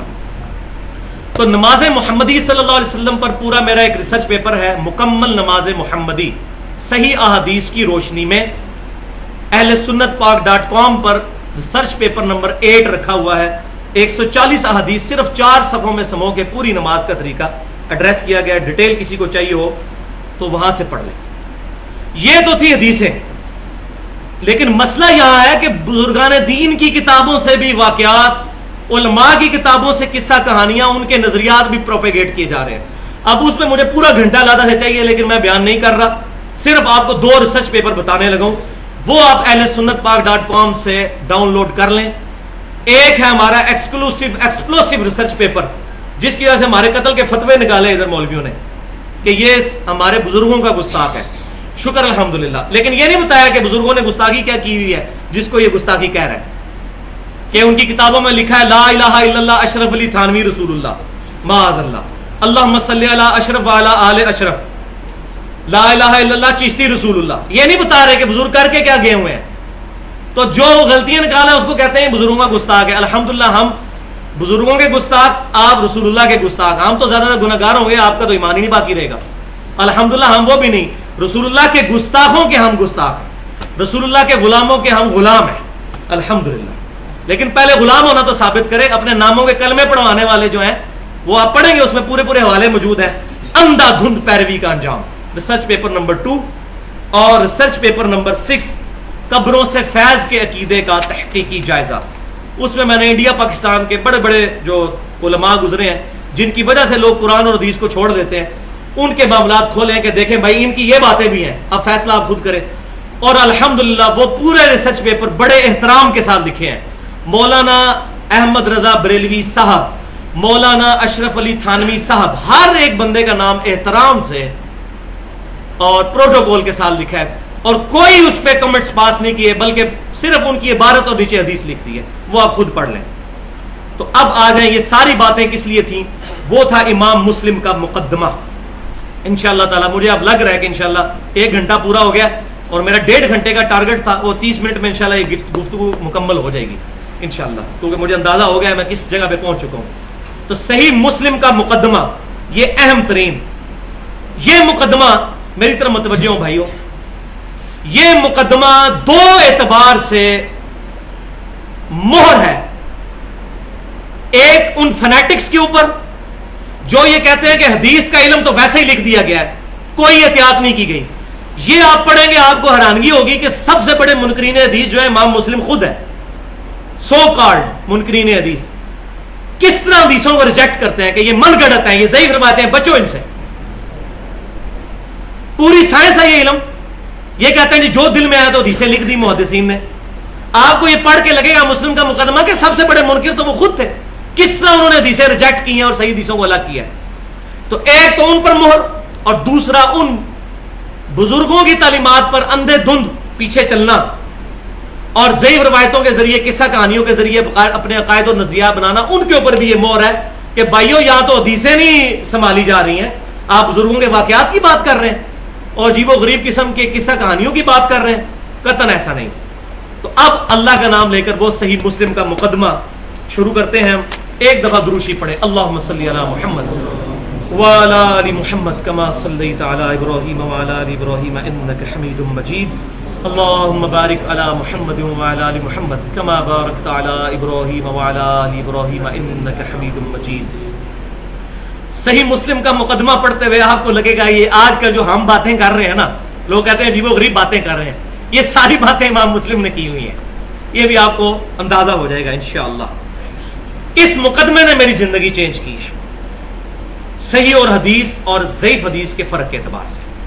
یہ ایمان کا حصہ ہے کہ ضعیف حدیث کو, ضعیف الاسناد روایات, من گھڑت روایات کو نہ مانا جائے, ورنہ بیڑا غرق ہو جائے گا. میں مثالیں پہلے بتا چکا. امام مسلم رحمۃ اللہ علیہ کے شاگرد نے امام مسلم کو یہ مشورہ دیا, اللہ تعالیٰ اس پہ بھی رحم فرمائے, اور امام مسلم پورے مقدمے میں جگہ جگہ اس کو دعائیں دیتے ہیں کہ تو نے یہ مجھے اچھا مشورہ دیا کہ میں صحیح مسلم شریف لکھوں. تو وہ اپنے شاگرد کو مخاطب کرتے ہوئے کہتے ہیں, اب یہ الفاظ فی البدی میں پڑھوں تو مزہ نہیں آئے گا, میں ایگزیکٹ وہ الفاظ پڑھنا چاہتا ہوں, جہاں ضرورت پڑی میں ایڈریس کروں گا, ورنہ ادروائز میں اس کو پڑھتا چلا جاؤں گا. یہ اتنے پیارے الفاظ ہیں کہ آپ کے دل میں اترتے چلے جائیں گے انشاءاللہ. حمد و صلات کے بعد امام مسلم اپنے شاگرد ابو اسحاق کو مخاطب کرتے ہوئے کہتے ہیں, اللہ تجھ پر رحم فرمائے کہ تو نے اپنے پروردگار ہی کی توفیق سے یہ ذکر کیا تھا کہ رسول اللہ صلی اللہ علیہ وسلم سے جو احادیث مروی ہیں ان تمام احادیث کی تلاش اور جستجو کی جائے جو دین کے اصول اور اس کے احکام, جو ثواب اور عذاب, رغبت اور خوف یعنی فضائل و اخلاق کے متعلق ہوں, اور تم وہ تمام احادیث ان مستند اسناد کے ساتھ چاہتے ہو جن کو علماء حدیث نے قبول کیا ہے. اللہ تمہیں ہدایت دے کہ تم نے اس بات کا ارادہ ظاہر کیا کہ میں اس قسم کی تمام احادیث کا ایک مجموعہ تیار کر کے اختصار کے ساتھ تمہارے لیے جمع کر دوں. اللہ تمہیں عزت عطا فرمائے. جب میں نے تمہاری اس فرمائش پر غور کیا اور اس کے انجام کی طرف توجہ کی, اور اللہ کرے کہ اس کا انجام اچھا ہو, تو مجھے یہ اندازہ ہوا کہ اور لوگوں سے پہلے خود میری ذات کو اس مجموعے کا فائدہ ہوگا کہ میرے پاس پرسنل نوٹس بن جائیں گے. واہ جی, مضبوطی اور صحت کے ساتھ تھوڑی سی احادیث کو یاد رکھنا زیادہ آسان ہے, خاص طور پر ان لوگوں کے لیے جنہیں صحیح اور غیر صحیح احادیث میں تمیز حاصل ہی نہیں ہو سکتی جب تک کہ دوسرے لوگ ان کو بتا نہ دیں. بس ایسی صورتحال میں تھوڑی تعداد میں صحیح روایات جمع کرنے کا ارادہ کرنا بہت زیادہ تعداد میں ضعیف روایات جمع کرنے سے زیادہ بہتر اور مفید ہوگا. اب وہ کہتے ہیں میں کن لوگوں سے احادیث نہیں لوں گا. دیکھیں کیسے منکرین حدیث ہے, سو کارڈ معاذ اللہ. نمبر 1, وہ لوگ جن پر اکثر محدثین نے طعن کیا جیسا عبداللہ بن مسور, ابو جعفر مدائنی, عمر بن خالد وغیرہ. نمبر 2, اور ان جیسے لوگ جن پر احادیث گھڑنے کی تہمت ہے, ان سے بھی حدیث نہیں میں لکھوں گا اس میں کتاب میں. نمبر 3, اور وہ لوگ جو از خود احادیث بنانے میں بدنام ہو چکے ہیں. اور نمبر 4, اور اسی طرح کے وہ لوگ بھی جن کی اکثر احادیث منکر یا غلط ہوتی ہیں, تو ایسے تمام لوگوں کی روایات کو ہم اپنی کتاب میں جمع نہیں کریں گے. اصول حدیث کی اصطلاح میں منکر اس شخص کی حدیث کو کہتے ہیں جو ثقہ اور کامل الحفظ راویوں کی روایت کے خلاف روایت کر دے, یعنی جو اتھینٹک علماء نے روایت کی ہیں ان کے خلاف کوئی بات کر دے تو منکر ہو جائے گی. ایک ہوتا ہے منکر, منکر جس کا انکار کیا گیا, اس کی حدیث کا انکار پھر کیا جائے گا. یا اس وہ کہتے ہیں یا تو وہ کامل الحفظ راویوں کی روایت کے خلاف کرے, یا اس کی احادیث کی کسی نے بھی موافقت نہ کی ہو، پس جب ایسی صورتحال ہو تو وہ راوی متروک الحدیث ہوگا، اس کی حدیث ترک کر دی جائے گی، اور اس کی احادیث محدثین کے نزدیک قابل قبول اور قابل عمل نہیں ہوگی۔ اسی طرح اگر تم کسی کو دیکھو کہ وہ امام زہری، بہت بڑے محدث تابعی، امام حنیفہ رحمۃ اللہ علیہ کے استاد، امام زہری یا امام ہشام بن عروہ جیسے عظیم بزرگوں سے روایات بیان کرتے ہوئے وہ حدیثیں بیان کرے، اور ان کی احادیث اہل علم کے ہاں مشہور اور پھیلی ہوئی ہیں، اور وہ کوئی ایسی روایت بیان کرے جس روایت کو ان دونوں بزرگوں کے مشہور شاگردوں نے بیان نہ کیا ہو، اور یہ راوی جو روایت بیان کر رہا ہے وہ ان مشہور شاگردوں کے ساتھ بھی شامل نہ رہا ہو، تو ایسے شخص کی روایت بھی قبول نہیں کی جائے گی۔ دیکھو جی، ابھی تک تو ہے قبول ہی نہیں ہوگی، پتہ نہیں کیڑی ہوئے گی پھر۔ یہ کہتے ہیں جی جو چیز آئی لکھ دی، کتنی احتیاط ہے، احتیاط در احتیاط در احتیاط۔ واہ، ہم نے روایت حدیث کے سلسلہ میں محدثین کے مذہب کو بیان کر دیا تاکہ جو لوگ اصول حدیث سے واقف نہیں ہیں ان میں سے اہل توفیق کو یہ ابتدائی معلومات حاصل ہو جائیں۔ اے شاگرد عزیز، ان تمام مذکورہ بالا باتوں کے بعد اللہ تجھ پر رحم کرے، جب ہم نے ضعیف اور منکر احادیث کو الگ کرنے میں ان لوگوں کی غلطیوں کا جائزہ لیا جو اس ٹائم کتابیں لکھ رہے تھے 1200 سال پہلے، آج والے تو چھوڑ دیں، جو لوگ خود کو محدث کہتے ہیں، تو دیکھا کہ یہ لوگ صرف صحیح اور مشہور احادیث پر اکتفا کرنے کی بجائے ان راویوں سے بھی حدیثیں نقل کر رہے ہیں جن کے بے وقوف اور غیر مستند ہونے کو یہ خود بھی مانتے ہیں۔ تکو جناب کڈے گاڑے فتوے آ رہے امام مسلم طرف، اپنے دور کے بندیاں نو رگڑا، کسی کا لحاظ نہیں، اپنے دور کے لوگوں پر جرا کہ یہ خود مانتے ہیں یہ مسلم، پھر حدیثیں نہیں کریں کتابوں میں۔ لہذا یہ آج کا مسئلہ نہیں ضعیف روایتیں لکھنا، یہ شروع سے چل رہا ہے، یہ ساری بیماریاں شروع سے چل رہی ہیں۔ جن کے بے وقوف اور غیر مستند ہونے کو یہ خود بھی مانتے ہیں۔ اب جو لوگ مجہول اور ضعیف اسناد کے ذریعے ان منکر روایات کو نقل کر کے خامیوں سے ناواقف عوام میں پھیلا رہے ہیں، تو ہمارے دل میں یہ احساس پیدا ہوا کہ اے شاگرد عزیز، ہم تیری صحیح حدیث کو جمع کرنے والی فرمائش کو پورا کر ہی دیں۔ واجب اس زمانے میں پہنچ گیا نا جی۔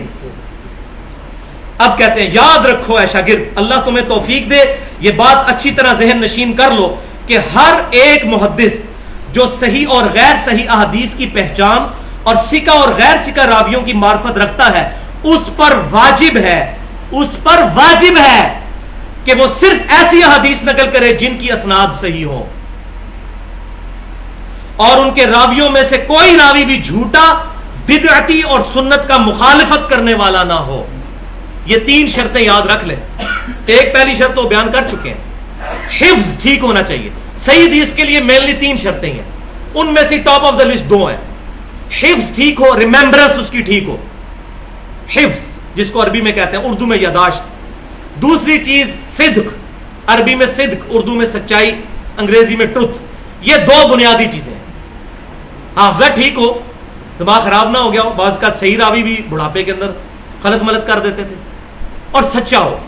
تیسری ذرا ہلکی سی شرط ہے، وہ ڈیپینڈ کرتی ہے کہ اس کی بدعت کس لیول کی ہے۔ بہت بڑے لیول کا بدعتی ہوگا پھر حدیث قبول نہیں ہوگی، اگر تھوڑے بہت معاملات ہوں گے تو محدثین اس کی حدیث کو قبول کر لیتے ہیں اگرچہ وہ اس میں بدعت بھی پائی جاتی ہو۔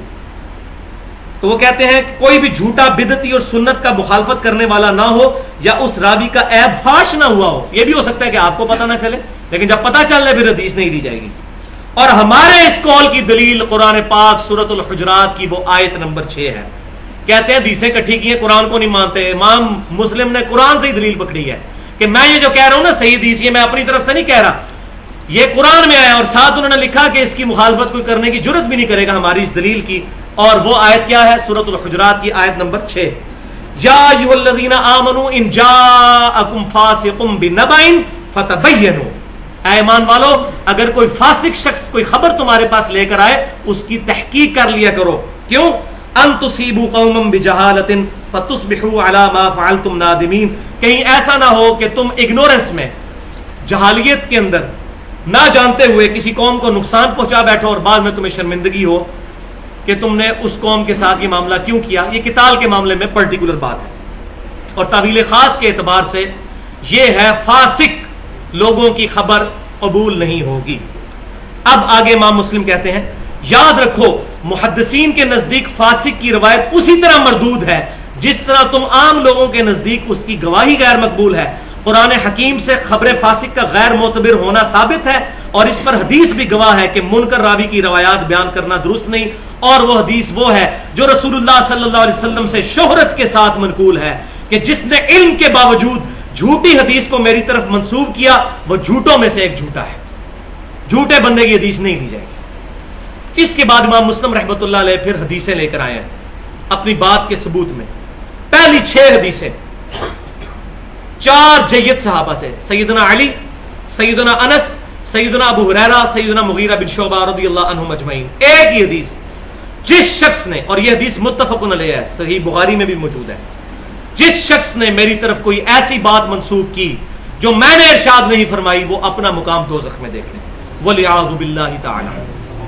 اگلی 3 حدیثیں 7 سے لے کر 9 تک متفق علیہ حدیثیں ہیں, یہ بھی صحیح بخاری میں بھی موجود ہے کہ رسول اللہ صلی اللہ علیہ وسلم نے فرمایا کسی شخص کے جھوٹا ہونے کے لیے یہی بات کافی ہے کہ وہ ہر سنی سنائی بات کو بغیر تحقیق کے آگے بیان کر دے, وہ جھوٹا شخص.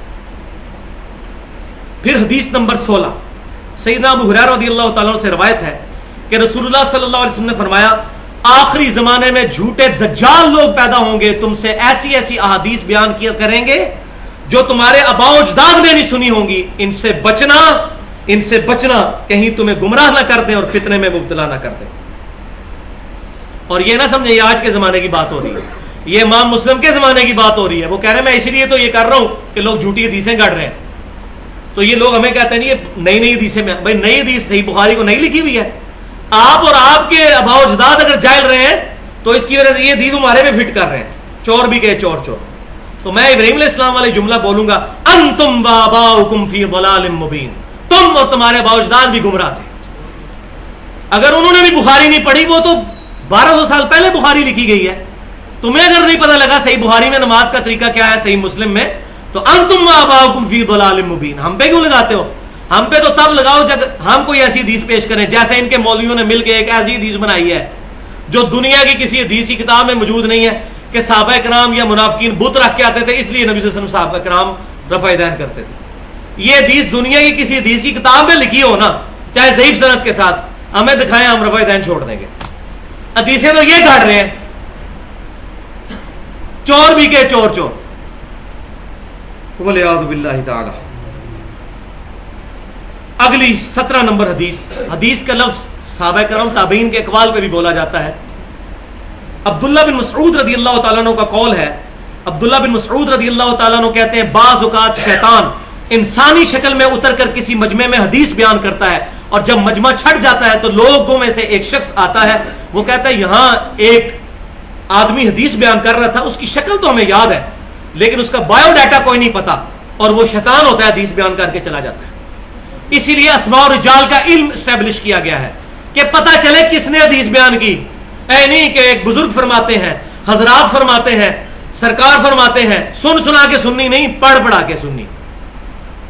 فرماتے ہیں, آج کل تو بعض لوگ صرف کہتے ہیں فرمایا, فرماتے ہیں. آپ کو پتہ ہی ہے کوئی سند ہی نہیں, اور وہ شیطان ہی ہوتا ہے. حدیث نمبر 21 سیدنا مجاہد فرماتے ہیں کہ ابن عباس رضی اللہ تعالیٰ عنہ کہتے ہیں, یہ سنیں جناب, اب آپ کو پتہ چل جائے کس دور کی بات ہے. ابن عباس کہتے ہیں ایک وہ وقت تھا ہمیں کوئی کہتا تھا قال رسول اللہ صلی اللہ علیہ وسلم, ہم فوراً مؤدب ہو کر متوجہ ہو جاتے تھے کہ نبی صلی اللہ علیہ وسلم کی بات سنائی جا رہی ہے. لیکن جب سے لوگوں نے حدیثیں گھڑنا شروع کر دی, اب ہمیں کوئی آگے حدیث سناتا ہے تو ہم اس کی طرف متوجہ نہیں ہوتے تا وقت کہ وہ حدیث ہمیں خود سے پہلے نہ پتا ہو, کیونکہ لوگوں نے اس علم کو بدنام کر دیا, حدیثیں گھڑنی شروع کر دی. یہ کون کہہ رہا ہے؟ عبداللہ بن عباس, صحابی رسول اس زمانے میں, آج کی بات نہیں ہو رہی. حدیث نمبر 22 ابن ابی ملیکہ رحمۃ اللہ علیہ کہتے ہیں کہ میں نے ابن عباس کو خط لکھا کہ حضرت میرے لیے کچھ احادیث لکھ کر چھپ چھپا کے نا مجھے خط میں بھجوا دیجئے. تو ابن عباس کہتے ہیں کہ یہ لڑکا بڑا لائق ہے, میں چاہتا ہوں اس کے لیے احادیث جمع کر کے بھجوا دو. تو انہوں نے سیدنا علی رضی اللہ تعالیٰ عنہ کے جو کیے ہوئے فیصلے تھے وہ منگوائے ابن عباس نے رضی اللہ تعالیٰ عنہ. پھر ان فیصلوں کو جب پڑھنا شروع کیا تو اکثر کا کہا یہ علی نے نہیں کیا ہوگا, یہ علی نے نہیں کیا ہوگا. بڑی تھوڑی سی باتیں انہوں نے اس میں سے نقل کی, اور پھر کہا کہ یہ جو علی رضی اللہ تعالیٰ عنہ کی طرف یہ فیصلے منسوب کر کے لکھے ہیں, یہ تعریف ہو چکے ہیں. اللہ کی قسم اگر علی نے یہ فیصلے کیے ہوتے تو وہ بھی گمراہ ہو جاتا. یہ فیصلے علی نے نہیں کیے. اس زمانے میں حضرت علی کی باتیں تعریف ہو گئی تھی. روافض کا مرض اس وقت بھی انجیکٹ ہو چکا تھا امت کے اندر. تو کتنے سخت الفاظ استعمال کیے کہ حضرت علی نے بھی یہ کیا ہوتا تو وہ بھی گمراہ ہو جاتے. حدیث نمبر 24, ابو اسحاق کہتے ہیں کہ حضرت علی کی وفات کے بعد ان کے ساتھیوں میں سے کسی نے حضرت علی کے کیے ہوئے فیصلوں کو نکالا. اور یہ بات یاد رکھیں اہل محبت کے لیے, صحیح مسلم کی حدیث, علی سے محبت نہیں کرے گا مگر مؤمن, علی سے بغض نہیں رکھے گا مگر منافق. مسلمانوں میں سوائے حضرت علی کے کوئی مثال موجود نہیں ہے کہ جب اہل قبلہ اہل کلمہ باغی ہو جائیں ان کے ساتھ کیا سلوک کرنا ہے. سیدنا علی کے دور میں خوارج نے بغاوت کی, سیدہ عائشہ نے بغاوت کی, سیدنا معاویہ نے بغاوت کی. اب خلیفۃ المسلمین کے خلاف بغاوت کرنے والوں کے ساتھ کیا سلوک کرنا چاہیے؟ ان کے قیدیوں کے ساتھ, ان کے مقتولین کے ساتھ. تو یہ سیدنا علی اس معاملے میں, تمام آپ حدیث کی کتابیں اٹھا کے دیکھیں, وہ امت میں امام ہے. اسی لیے یہ دیکھیں ابن عباس بھی ان کے فیصلے منگوا رہے ہیں. تو حضرت علی کے فیصلوں کو منگوایا گیا. حدیث نمبر 24, تو ان کے ساتھیوں میں سے ایک ساتھی نے کہا اللہ تعالیٰ ان کو غرق کرے, انہوں نے اتنا قیمتی علم برباد کر دیا کہ حضرت علی کے فیصلے چینج کر دیے. حدیث نمبر 27, ابن سیرین رحمۃ اللہ علیہ فرماتے ہیں کہ پہلے لوگ اسناد کی تحقیق کیا کرتے تھے, لیکن جب سے دین میں بدعتیں داخل ہونا شروع ہو گئیں اور فتنے داخل ہوئے, اب ہم ہر بندے کی حدیث قبول نہیں کرتے. ہم راویوں کو دیکھتے ہیں, سند سنتے ہیں, اگر اہل سنت راوی ہوں تو حدیث قبول کر لیتے ہیں, اگر اہل بدعت ہوں تو حدیث نہیں قبول کرتے. اہل سنت کا لفظ ابن سیرین نے استعمال کیا 70 صحابہ کی زیارت کرنے والے, المتوفا 110 ہجری رحمت اللہ علیہ. اہل سنت کا لفظ اس زمانے میں استعمال ہو رہا تھا. اصحاب الحدیث اور اصحاب الرائے یہ بعد میں ہوا ہے. اصل لفظ اہل سنت چلا ہے اہل البدع کے خلاف. لیکن مسئلہ ہے کہ آج بریلوی بھی اپنے آپ کو اہل سنت کہتے ہیں, دیوبندی بھی اہل سنت کہتے ہیں, اہل حدیث کہتے ہیں ہم اصلی اہل سنت ہیں, علماء عرب کہتے ہیں ہم اہل سنت ہیں.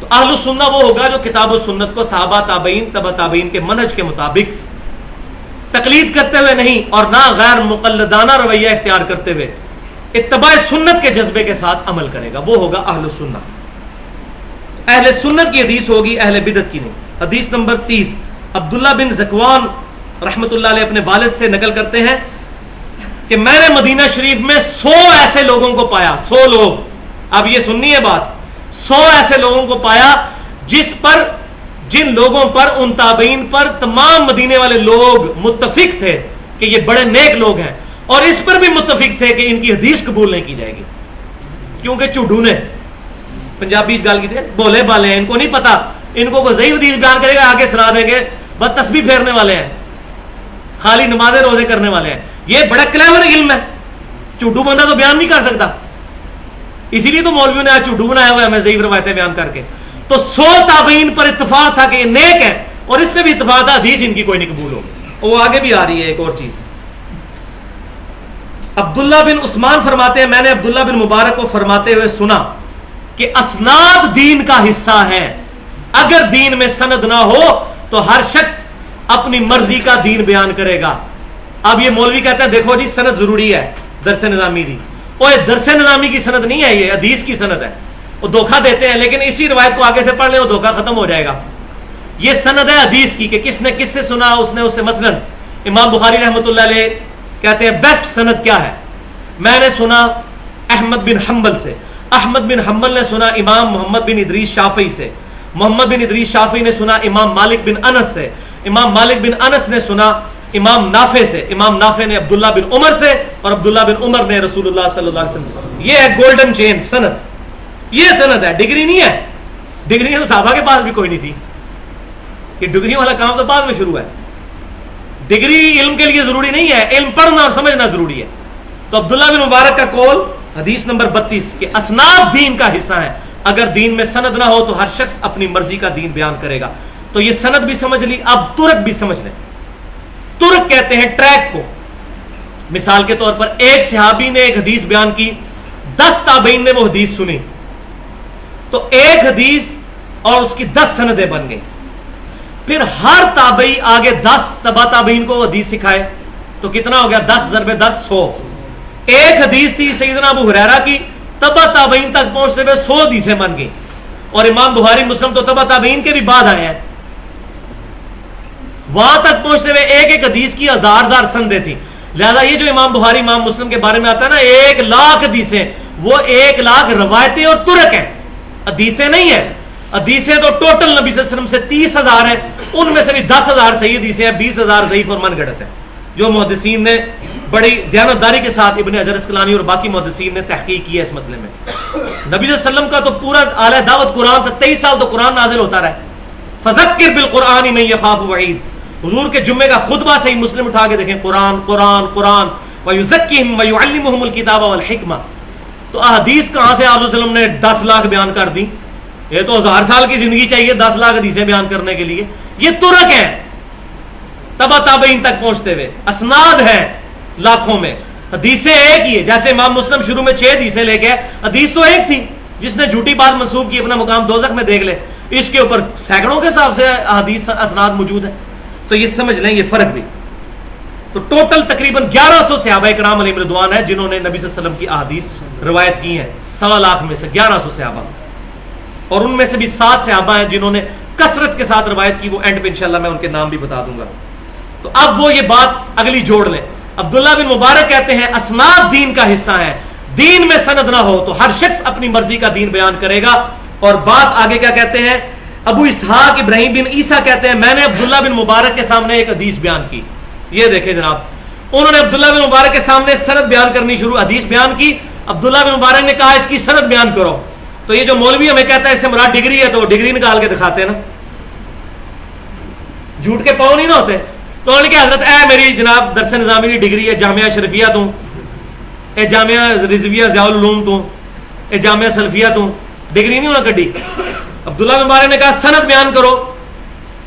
उन्होंने कहा कि ये हदीस मैंने सुनी है शहाब बिन खराश से। अब्दुल्ला बिन मुबारक ने कहा शहाब बिन खराश सिक्का आदमी है, सच्चा आदमी है, ये बताओ कि शहाब बिन खराश ने किससे सुनी है? उन्होंने कहा कि वो कहता है मैंने सुनी हज्जाज बिन दिनार से। अब्दुल्ला बिन मुबारक कहने लगे हज्जाज बिन दिनार भी सिक्का आदमी है, अच्छा ये बताओ उसने किससे सुनी? तो कहने लगे हज्जाज बिन दिनार कहते हैं कि रसूलुल्लाह ने इरशाद फरमाया सल्लल्लाहु अलैहि वसल्लम। आगे अब्दुल्ला बिन मुबारक ने जो फकी दी वो सुने, कहते हैं ओ भाई हज्जाज बिन दिनार को रसूलुल्लाह तक पहुंचने के लिए कई जंगल अबूर करने पड़ेंगे और ऊंटों की गर्दनें थक जाएंगी दौड़ते दौड़ते, इतना लंबा जमाना है ये, कई सालों का। हज्जाज बिन दिनार ने रसूलुल्लाह से कैसे रवायत कर दिया? बीच में से रावी मिस है, ये हदीस एक्सेप्टेबल नहीं है, मुनकते रवायत है, हालांकि वो बंदा सिक्का है, रवायत मुनकते। यहां कहते हैं जी इमाम हनीफा रहमतुल्लाह अलैह ने फरमाया, फलां रहमतुल्लाह अलैह ने फरमाया। और भाई ये देखते हैं अब्दुल्ला बिन मुबारक जो इमाम हनीफा के शागिर्द है वो कह रहे हैं कि भाई ये कई जंगल है रसूलुल्लाह तक पहुंचने के लिए, लेकिन ये जंगल इन्होंने अबूर कर लिए। इमाम हनीफा तक जंगल जितने थे 400 साल अदाया लिख के परे मारी और कहा जी इमाम हनीफा ने फरमाया, कोई सनद ही नहीं उसमें। इमाम हनीफा की हदीस लेके हम मानेंगे, लेकिन उनके जाती इकबाल तो हमारे लिए हुज्जत नहीं है। तो ये मामला भी। हदीस नंबर 38, अब्दुल्ला बिन मुबारक कहते हैं मैंने सुफियान सौरी से कहा कि आप इबाद बिन कसीर के बारे में क्या कहते हैं? बड़ी अजीबो गरीब हदीसें वो बयान करता है। तो सुफियान सौरी रहमतुल्लाह अलैह ने फरमाया बंदा नेक है लेकिन हदीसें ठीक नहीं बयान करता वो।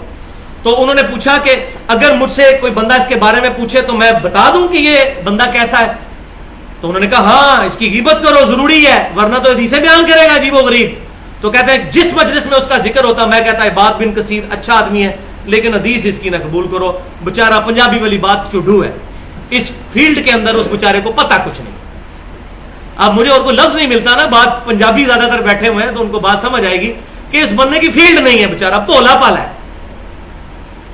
हदीस नंबर 40, यहया बिन सईद बिन कत्तान अपने बाप से रवायत करते हैं कि हमने नेक लोगों से बढ़कर किसी को झूठी हदीस बयान करते हुए नहीं देखा। यह सूफिया का रद्द किया है इमाम मुस्लिम ने। ये नेक लोग जितने हैं ये झूठी हदीस बयान करते हैं। फिर इमाम मुस्लिम ने 7 कमेंट्स किए हैं कि ये जो कहा जाता है नेक लोग बड़ी झूठी हदीसें बयान करते हैं, इमाम मुस्लिम कहते हैं असल में ये बेचारे नियतन नहीं झूठी हदीसें बयान करते हैं, इनकी जुबान से स्लिप हो जाती है झूठी बातें लोगों पे रोब झाड़ने के लिए। चलो यार को बंदा सूरह यासीन ही पढ़ लेगा, झूठी हदीस बयान कर लो कि हर चीज का एक दिल है और कुरान का दिल सूरह यासीन है, चलो हदीस बयान कर दो, चलो लोग कुरान ही पढ़ना शुरू कर देंगे। تو زبان سے سلپ ہو جاتی ہیں جھوٹی. امام مسلم کہتے ہیں یہ جھوٹ بولتے نہیں لیکن فی البدی ان کی زبانوں سے جھوٹ نکل جاتا ہے. حدیث نمبر 54. سفیان بیان کرتے ہیں کہ لوگ جابر بن یزید الجوفی سے اس کے عقیدہ باطلہ کے اظہار سے پہلے حدیثیں بیان کیا کرتے تھے, لیکن جب اس نے اپنے باطل عقیدے کا اظہار کیا پھر لوگوں نے حدیثیں لینا چھوڑ دیں. تو شاگردوں نے پوچھا وہ کون سا باطل عقیدہ تھا؟ تو سفیان رحمۃ اللہ علیہ نے فرمایا وہ رجت کا عقیدہ رکھتا تھا. وہ رجت کا عقیدہ کیا ہے وہ آگے آ جائے گا. حدیث نمبر 55. جراح بن ملیح کہتے ہیں کہ میں نے جابر بن یزید الجوفی سے سنا, وہ کہتا تھا میرے پاس امام باقر کے رحمۃ اللہ علیہ, امام ابو جعفر امام الباقر بن علی بن حسین, ان کے واسطے سے 70,000 حدیثیں حضور کی میرے پاس موجود ہیں. اب امام باقر نے تو حضور کا زمانہ نہیں پایا ہوا نا, جب تک وہ سند نہیں ہوگی پوری, تو 70,000 حدیثیں کہتا تھا میرے پاس موجود ہیں, اور وہ ساری حدیثیں جو ہیں وہ جھوٹی گڑھی ہوئی تھی. وہ آ رہا ہے حدیث نمبر 58. سفیان بیان کرتے ہیں کہ میں نے سنا کہ ایک آدمی نے جعفر الجوفی سے پوچھا کہ یہ جو قرآن کی آیت ہے سورہ یوسف کی آیت نمبر 80 اس کی تفسیر تم کیا کرتے ہو؟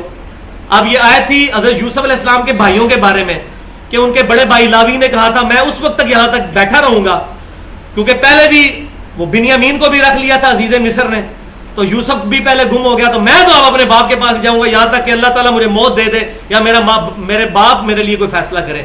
تو یہ آیت ہے فلن ابرح الارض حتى يأذن لي ابي او يحكم الله لي وهو خير الحاكمين, اور میں اس وقت تک یہاں سے نہیں ہٹوں گا جب تک کہ میرے باپ میرے لیے کچھ نہ ارشاد فرمائے یا اللہ ہی میرا معاملہ تمام نہ کر دے, اور وہی سب سے بہتر فیصلہ کرنے والا ہے. تو جابر جوفی سے پوچھا کہ اس آیت کی تفسیر کیا ہے, اس نے دیکھے اپنی طرف سے تفسیر بیان کر دی. وہ کہتا ہے جی اس کی تفسیر یہ ہے, اور وہ تفسیر رافضی بیان کرتے ہیں, امام مسلم نے لکھ دیا رافضی بیان کرتے ہیں کہ حضرت علی بادلوں میں ہے اور ہم ان کی اولاد میں سے کسی کا ساتھ اس وقت تک نہیں دیں گے جب تک حضرت علی بادلوں میں سے خود نہیں بولیں گے کہ فلاں بندے کو امام بنا لو. تو یہ مراد ہے یہاں. تو سفیان ثوری کہتے ہیں کہ یہ ہے رجت کا عقیدہ, کہ وہ کہتے ہیں کہ حضرت علی جو ہے وہ لوٹ کر ہماری رہنمائی قیامت تک کرتے رہیں گے, اور آخر میں امام مہدی کے ساتھ اتر کے پھر وہ قتال کریں گے دجال کے خلاف. تو یہ ہے رجت کا عقیدہ. اب یہاں امام حنیفہ رحمۃ اللہ علیہ کا قول بھی صحیح سند سے تاریخ بغداد میں موجود ہے کہ میں نے جابر الجوفی سے بڑا کذاب شخص نہیں اپنی زندگی میں جھوٹا دیکھا, اور میں نے عطا بن ابی رباح سے بڑھ کر کوئی نیک آدمی اس روئے زمین پر نہیں دیکھا. تو عطا بن ابی رباح تابعی ہے. اگر امام حنیفہ رحمۃ اللہ علیہ نے کسی صحابی کو دیکھا ہوتا تو کسی صحابی کا نام لیتے. اس بات سے ظاہر ہوا کہ امام حنیفہ خود بھی اپنے آپ کو تبع تابعی مانتے تھے. انہوں نے کہا میں نے عطا بن ابی رباح سے افضل شخص روئے زمین پہ کوئی نہیں دیکھا, اور وہ تابعی تھے عطا بن ابی رباح. ورنہ اگر انس بن مالک کو دیکھا ہوتا تو کہتے میں نے انس بن مالک سے بڑھ کر کوئی عظیم شخص نہیں. تو یہ سب سے بڑی دلیل ہے کہ امام حنیفہ رحمۃ اللہ علیہ تبع تابعی تھے, لیکن اس کے باوجود وہ پہلے 300 سال کے مسلمانوں میں آتے ہیں. ان کی عزت ہے, ان کی جو باتیں کتاب و سنت کے خلاف ہیں وہ نہیں مانیں گے, جو اس کے مطابق ہے. انہوں نے خود فرمایا میری کوئی بات کتاب و سنت اجماع ایون صحابہ کے اقوال کے خلاف ہو اس کو چھوڑ دو. اور یہاں وہ بات بھی یاد کر لیں کہ کشف المحجوب میں علی بن عثمان حجویری صاحب نے بھی لکھ دیا تبع تابعین کے چیپٹر میں امام حنیفہ رحمۃ اللہ علیہ کو 8 سے 1000 سال پہلے انہوں نے بھی لکھا ہے, اور وہ اپنے آپ کو بڑا جگہ کہتے ہیں میں حنفی ہوں. تو ان سے بڑے حنفی ہیں یہ ہمارے آج کل کے حنفی علماء, انہوں نے بھی تبع تابعین, انہوں نے انصاف کیا ہے, تبع تابعین کے چیپٹر میں ڈالا ہے. تو ان کے لیے یہ دلیل ہے. حدیث نمبر 64. حضرت حمام نے کہا کہ ابو داؤد الاعمى حضرت قتادہ کے پاس آئے, جب وہ چلا گیا تو لوگوں نے کہا کہ اس شخص کا دعویٰ ہے کہ وہ 18 بدری صحابہ سے ملا ہوا ہے. یہ بھی سن لیں, تصوف کا گلا کٹنے لگا امام مسلم کے ہاتھوں, تصوف کا گلا. کہ ابو داؤد الاعمى جب گیا حضرت حمام کے پاس ہے. حمام کون ہے؟ حضرت ابو ہریرہ کے شاگرد, جن کا میں نے بتایا کہ وہ دریافت ہو چکا ہے صحیفہ حمام کا 102 ہجری میں. حضرت حمام کے پاس جب ابو داؤد آیا اور وہ چلا گیا تو قتادہ کہتے ہیں میں نے کہا کہ امام صاحب یہ کہتا ہے میں 18 بدری صحابہ کو ملا ہوں. تو آپ رحمت اللہ علیہ نے کیا فرمایا؟ اللہ اکبر. انہوں نے کہا کہ یہ طاعون کے مرض سے پہلے تو بھیک مانگا کرتا تھا, اس کا فن حدیث کے ساتھ کوئی تعلق ہی نہیں تھا. اب یہ کہتا ہے میں 18 بدری صحابہ کو ملا ہوں. اور بھائی یہ 18 بدری صحابہ کی بات کر رہا ہے, 2 بڑے تابعین حسن بصری اور سعید بن مسیب, وہ بھی کسی بدری صحابی سے نہیں ملے سوائے سعد بن ابی وقاص کے. اور تصوف کے سارے سلسلے چلتے ہیں حسن بصری سے سیدنا علی کی طرف. حضرت علی بدری صحابی نہیں تھے, اور یہ کہہ رہے ہیں کہ حسن بصری ہوں یا سعید بن مسیب, انہوں نے بھی صرف ایک بدری صحابی سے حدیثیں سنی ہیں, اور وہ سعد بن ابی وقاص ہے. حضرت علی کہاں؟ حضرت علی تو 40 ہجری میں شہید ہو گئے تھے, سعد بن ابی وقاص 56 ہجری میں فوت ہوئے. تو حسن بصری کی کوئی ملاقات سیدنا علی سے حدیث ثابت نہیں ہے. لہذا تصوف کا گلا امام مسلم نے کاٹ دیا, کیونکہ ان کے چشتی, قادری, نقشبندی سارے سلسلے اس طریقے سے اوپر جاتے ہیں. نقشبند کا تو خیر ویسے ہی منقطع ہے, وہ تو جاتے ہی ویسے ہی سلسلہ ہے, قبروں سے چلتا ہے, اس کی تو سند ویسے ہی باطل ہے, منقطع ہے. باقی 3 سلسلے حسن بصری سے حضرت علی تک جاتے تھے. امام مسلم نے اس پہ آرا چلا دیا ہے کہ یہ سب جھوٹ ہے, حسن بصری کی کوئی ملاقات کسی بدری صحابی سے نہیں سوائے سعد بن ابی وقاص کے رضی اللہ تعالیٰ عنہ. حدیث نمبر 79, علی بن مسہر کا بیان ہے کہ میں نے اور حمزہ نے ابن ابی عیاش سے تقریباً 1000 احادیث سنی. اے سننا جناب, 1000 احادیث سنی. پھر وہ کہتے ہیں کہ میں بعد میں حمزہ سے ملا, اپنے کلاس فیلو سے, ہم دونوں نے 1000 حدیثیں ابن ابی عیاش سے سنی تھی. تو حمزہ کہنے لگے کہ میں نے نبی صلی اللہ علیہ وسلم کی خواب میں زیارت کی, اور میں نے حضور صلی اللہ علیہ وسلم کو ابن ابی عیاش سے سنی ہوئی ساری حدیثیں سنائی. حضور نے صرف 5 یا 6 حدیثوں کی تصدیق کی, باقی ساری حدیثیں حضور نے کہا یہ میری حدیثیں نہیں ہیں. 1000 میں سے 6 حدیثیں صحیح نکلی. یہ کہتا حدیثاں تے انہاں کول بھی ہے نے, تے حدیثاں تے انہاں کول بھی ہے نے, بھائی ہے نے حدیثاں, وہ ایہو جی حدیثاں نے. بخاری مسلم وہ جی گم گیا نے, امام بخاری جڑی چھڑ دیتی ہیں سن 3 لاکھ, وہ ساڈیاں سن. تو اللہ نے بھی دین محفوظ نہ کیا, دین تو قیامت تک کے لیے محفوظ ہے. یہ اللہ کو ہم کہیں گے یہ اللہ نے چھوڑ دی تھی, تو پتہ ہی نہیں, وہ شروع سے سارے کہتے آ رہے چھوڑ دی تھی, جو ہے ہی نہیں تھی چھوڑ دی تھی. جھوٹی بات, وہ اسناد اور ترک ہیں بھائی, حدیثیں کہاں سے لاشوں میں, 10,000 سے زیادہ حدیث نہیں ہے.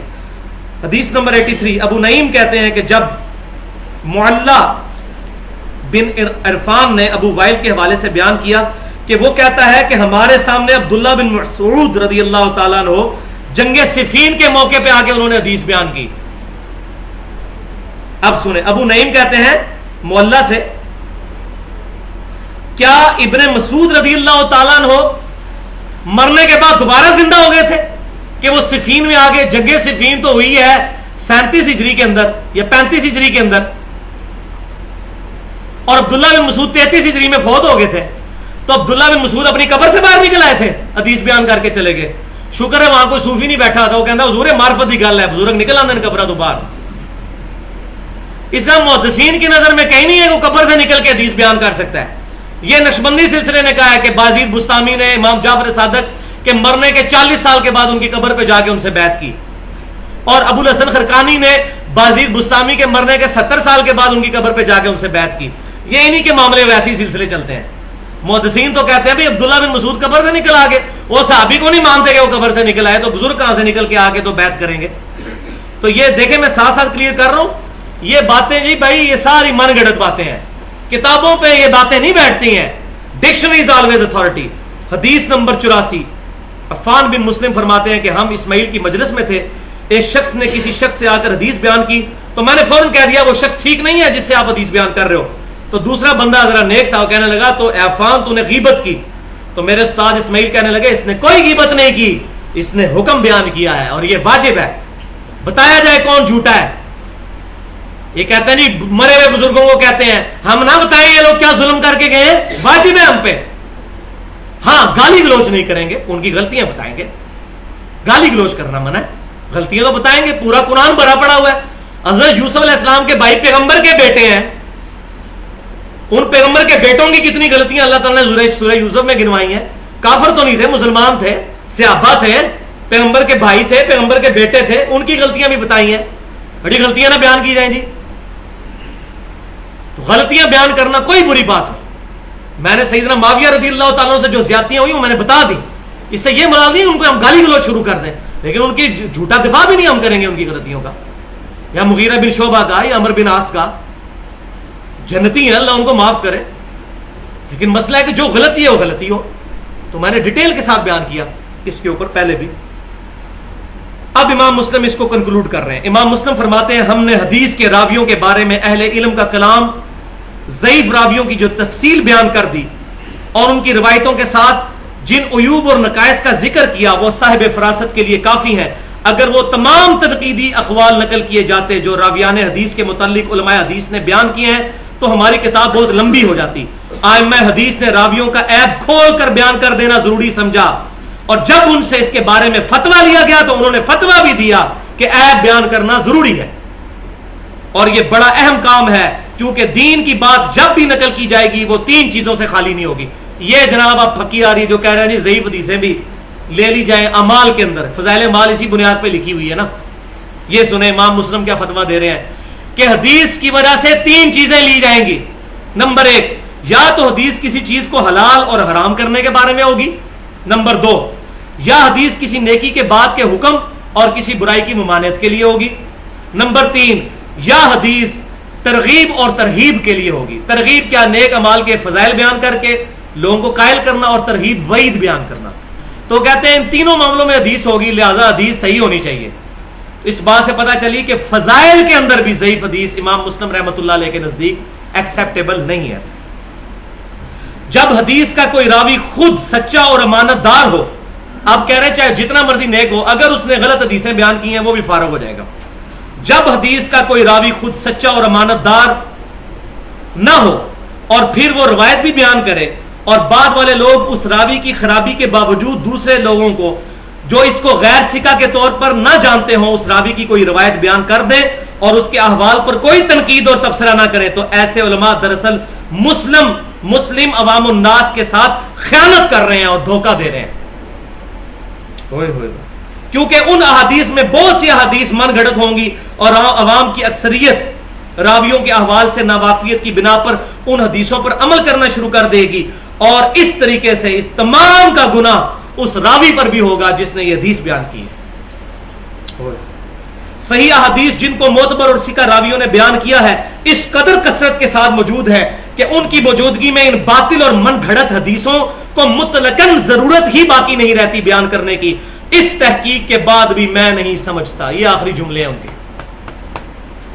وہ کہتے ہیں اس تحقیق کے بعد میں یہ نہیں سمجھتا کہ کوئی بھی شخص اپنی کتاب میں مجہول، غیر ثقہ اور غیر معتبر راویوں کی احادیث نقل کرے گا، خصوصاً جب کہ وہ سند حدیث کی سند سے بھی واقف ہو. اور اب آڑا گاڑا فتویٰ کہتے ہیں ہاں وہ شخص وہ اس طرح کی حدیثیں بیان کر سکتا ہے سوائے اس شخص کے کہ جو لوگوں کے نزدیک اپنا کثرت علم ثابت کرنا چاہتا ہو اور اس مقصد کے حصول کے لیے باطل اور من گھڑت اسناد کے ساتھ احادیث پیش کرنے میں ذرا بھی خوف اور ہچکچاہٹ محسوس نہ کرے تاکہ لوگ اس کے وسیع علم اور زیادہ حدیثیں جمع کرنے پہ اس کو بڑی داد دیں. بڑے پہنچے بزرگ نے انیاں حدیثاں. اب کیا کہتے ہیں امام مسلم؟ لیکن جو شخص بھی ایسے باطل طریقے کو اختیار کرے گا تو اہل علم اور عقل مند لوگوں میں ایسے عالم کی کوئی وقت نہیں رہے گی، کوئی عزت نہیں رہے گی، اور ایسا شخص عالم کہلوانے کے بجائے جاہل کہلوانے کا حقدار ہے. یہ ہے جاہل.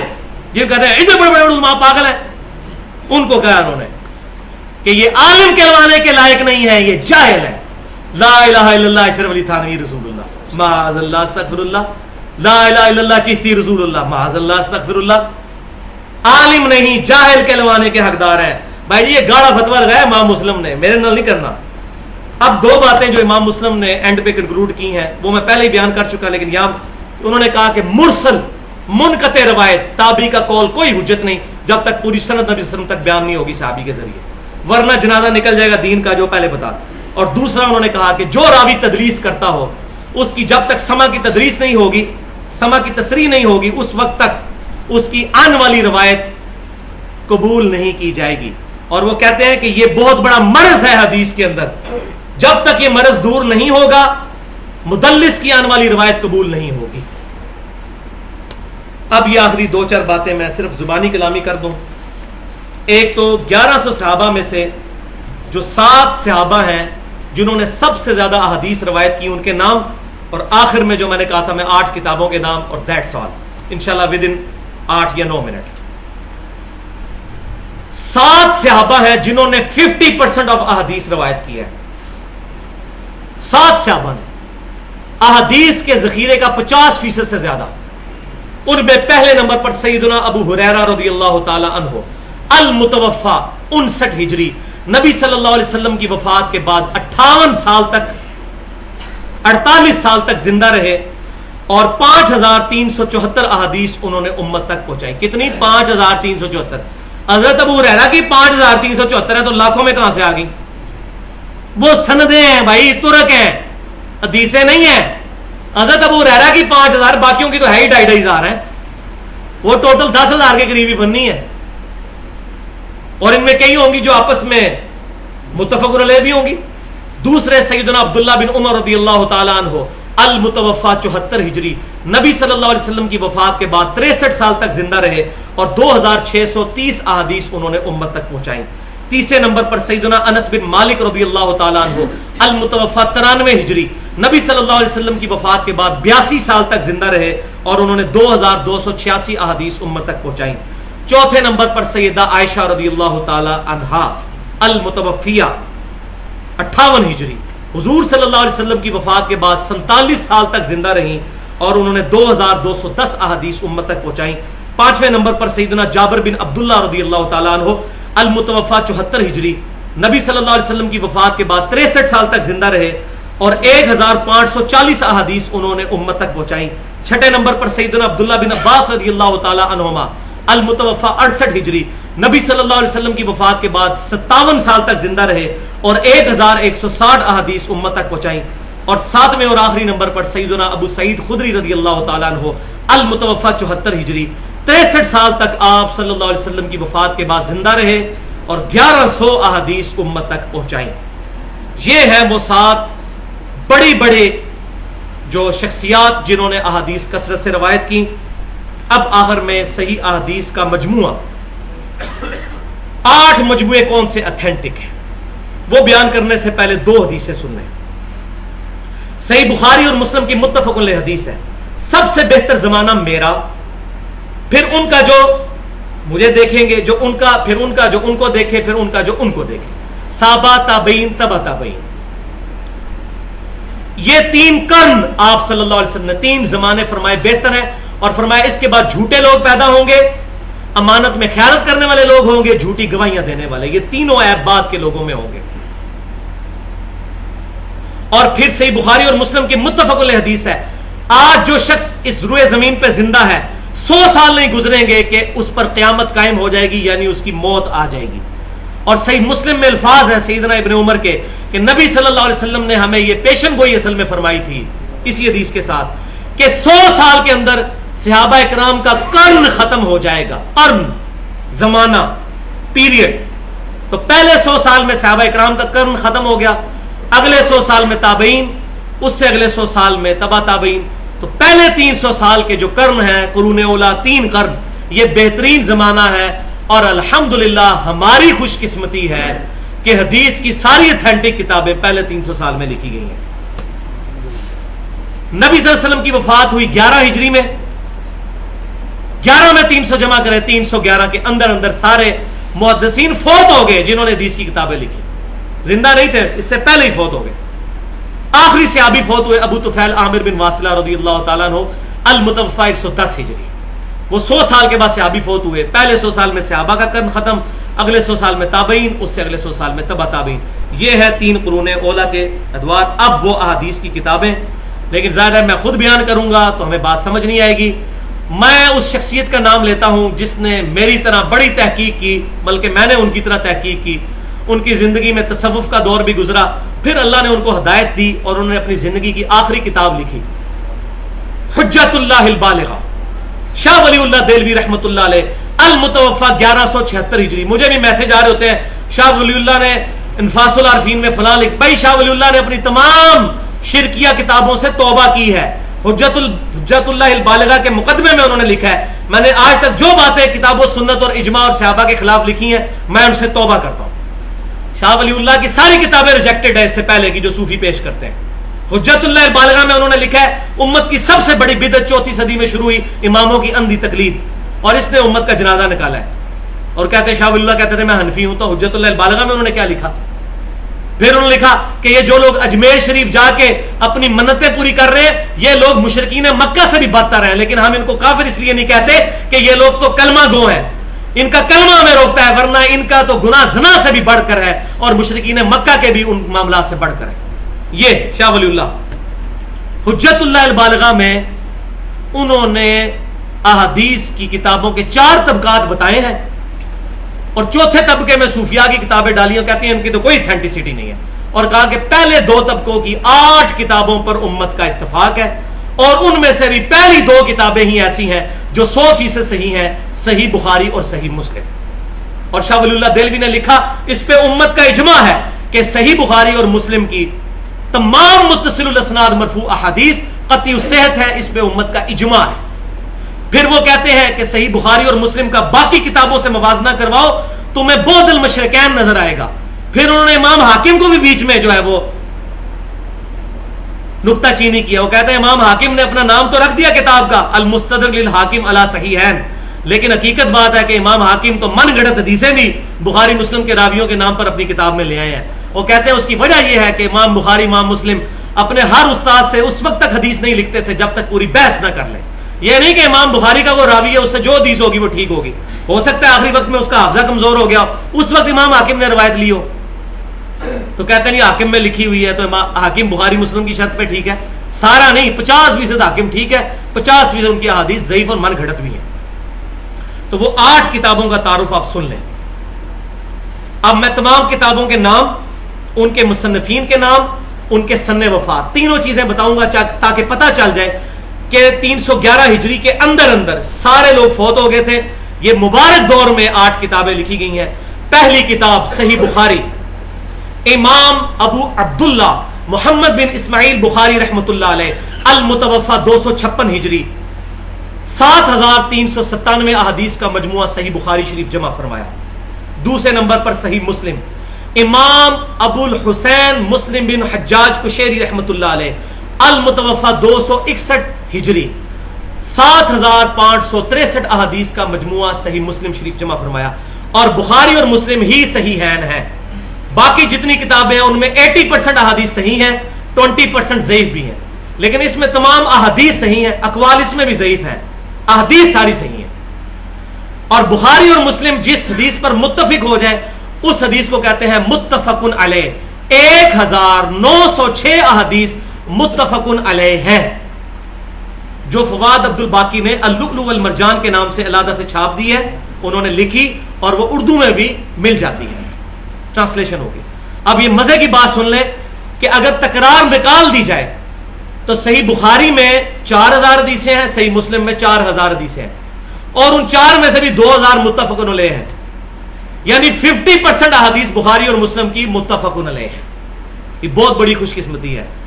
اور یہاں پر وہ 6 حدیثیں بھی متفق علیہ ہیں جس میں نماز کا طریقہ ہے، جس پہ انڈیا پاکستان کی اکثریت طریقے پہ نماز نہیں پڑھ رہی، جو ہمارا پمفلٹ آپ ahlsunnatpak.com سے ڈاؤن لوڈ کر کے پڑھ لیں۔ یہ ہوگی بخاری مسلم۔ تیسرے نمبر پر جامعہ ترمذی، امام ابو عیسیٰ محمد بن عیسیٰ ترمذی رحمۃ اللہ علیہ، المتوفى 279 ہجری، 3956 احادیث کا مجموعہ جامعہ ترمذی جمع فرمایا۔ چوتھے نمبر پر سنن ابی داؤد، امام ابو داؤد سلمان بن اشعث رحمۃ اللہ علیہ، المتوفى 274 ہجری، 275 ہجری، 5274 احادیث کا مجموعہ سنن ابی داؤد جمع فرمایا۔ پانچویں نمبر پر سنن نسائی، امام احمد بن شعیب نسائی رحمۃ اللہ علیہ، المتوفى 303 ہجری، 311 کے اندر ہی، 5761 احادیث کا مجموعہ سنن نسائی جمع فرمایا۔ چھٹے نمبر پر سنن ابن ماجہ، امام محمد بن یزید ابن ماجہ رحمۃ اللہ علیہ، 4341 احادیث کا مجموعہ سنن ابن ماجہ جمع فرمایا۔ یہ ہے کتب ستہ، سیاہ ستہ نہیں کہنا چاہیے، صحیحین ہے بخاری مسلم، کتب ستہ، یہ ہے سنن اربع 4، کیونکہ ان میں ساری حدیثیں صحیح نہیں ہیں، 80% صحیح ہیں، 20% ضعیف ہیں۔ اور آخری 2 کتابیں ہیں الموطا امام مالک، حدیث کی پہلی کتاب جو باقاعدہ طور پر اسٹیبلش ہوئی، امام مالک بن انس رحمۃ اللہ علیہ، المتوفى 179 ہجری، 1720 احادیث اور روایات کا مجموعہ الموطا امام مالک جمع فرمایا۔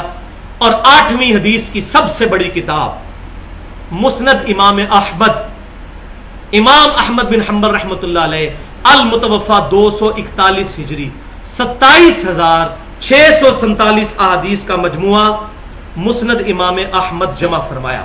یہ ہیں 8 صحیح احادیث کی کتابیں جو اتھینٹک ترین ہیں, اور ان میں بھی بخاری اور مسلم ٹاپ آف دا لسٹ ہیں. کہنے رہی حدیث دیاں بڑیاں کتاباں نے, بھائی پہلے بخاری مسلم تو پڑھ لو نا, باقی چیزیں. تو میں کہتا ہوں یہ 3 کتابیں جو ہیں مسلمانوں کا ٹچ سٹون ہے, کسوٹی ہیں, قرآن پاک کے بعد صحیح بخاری اور صحیح مسلم.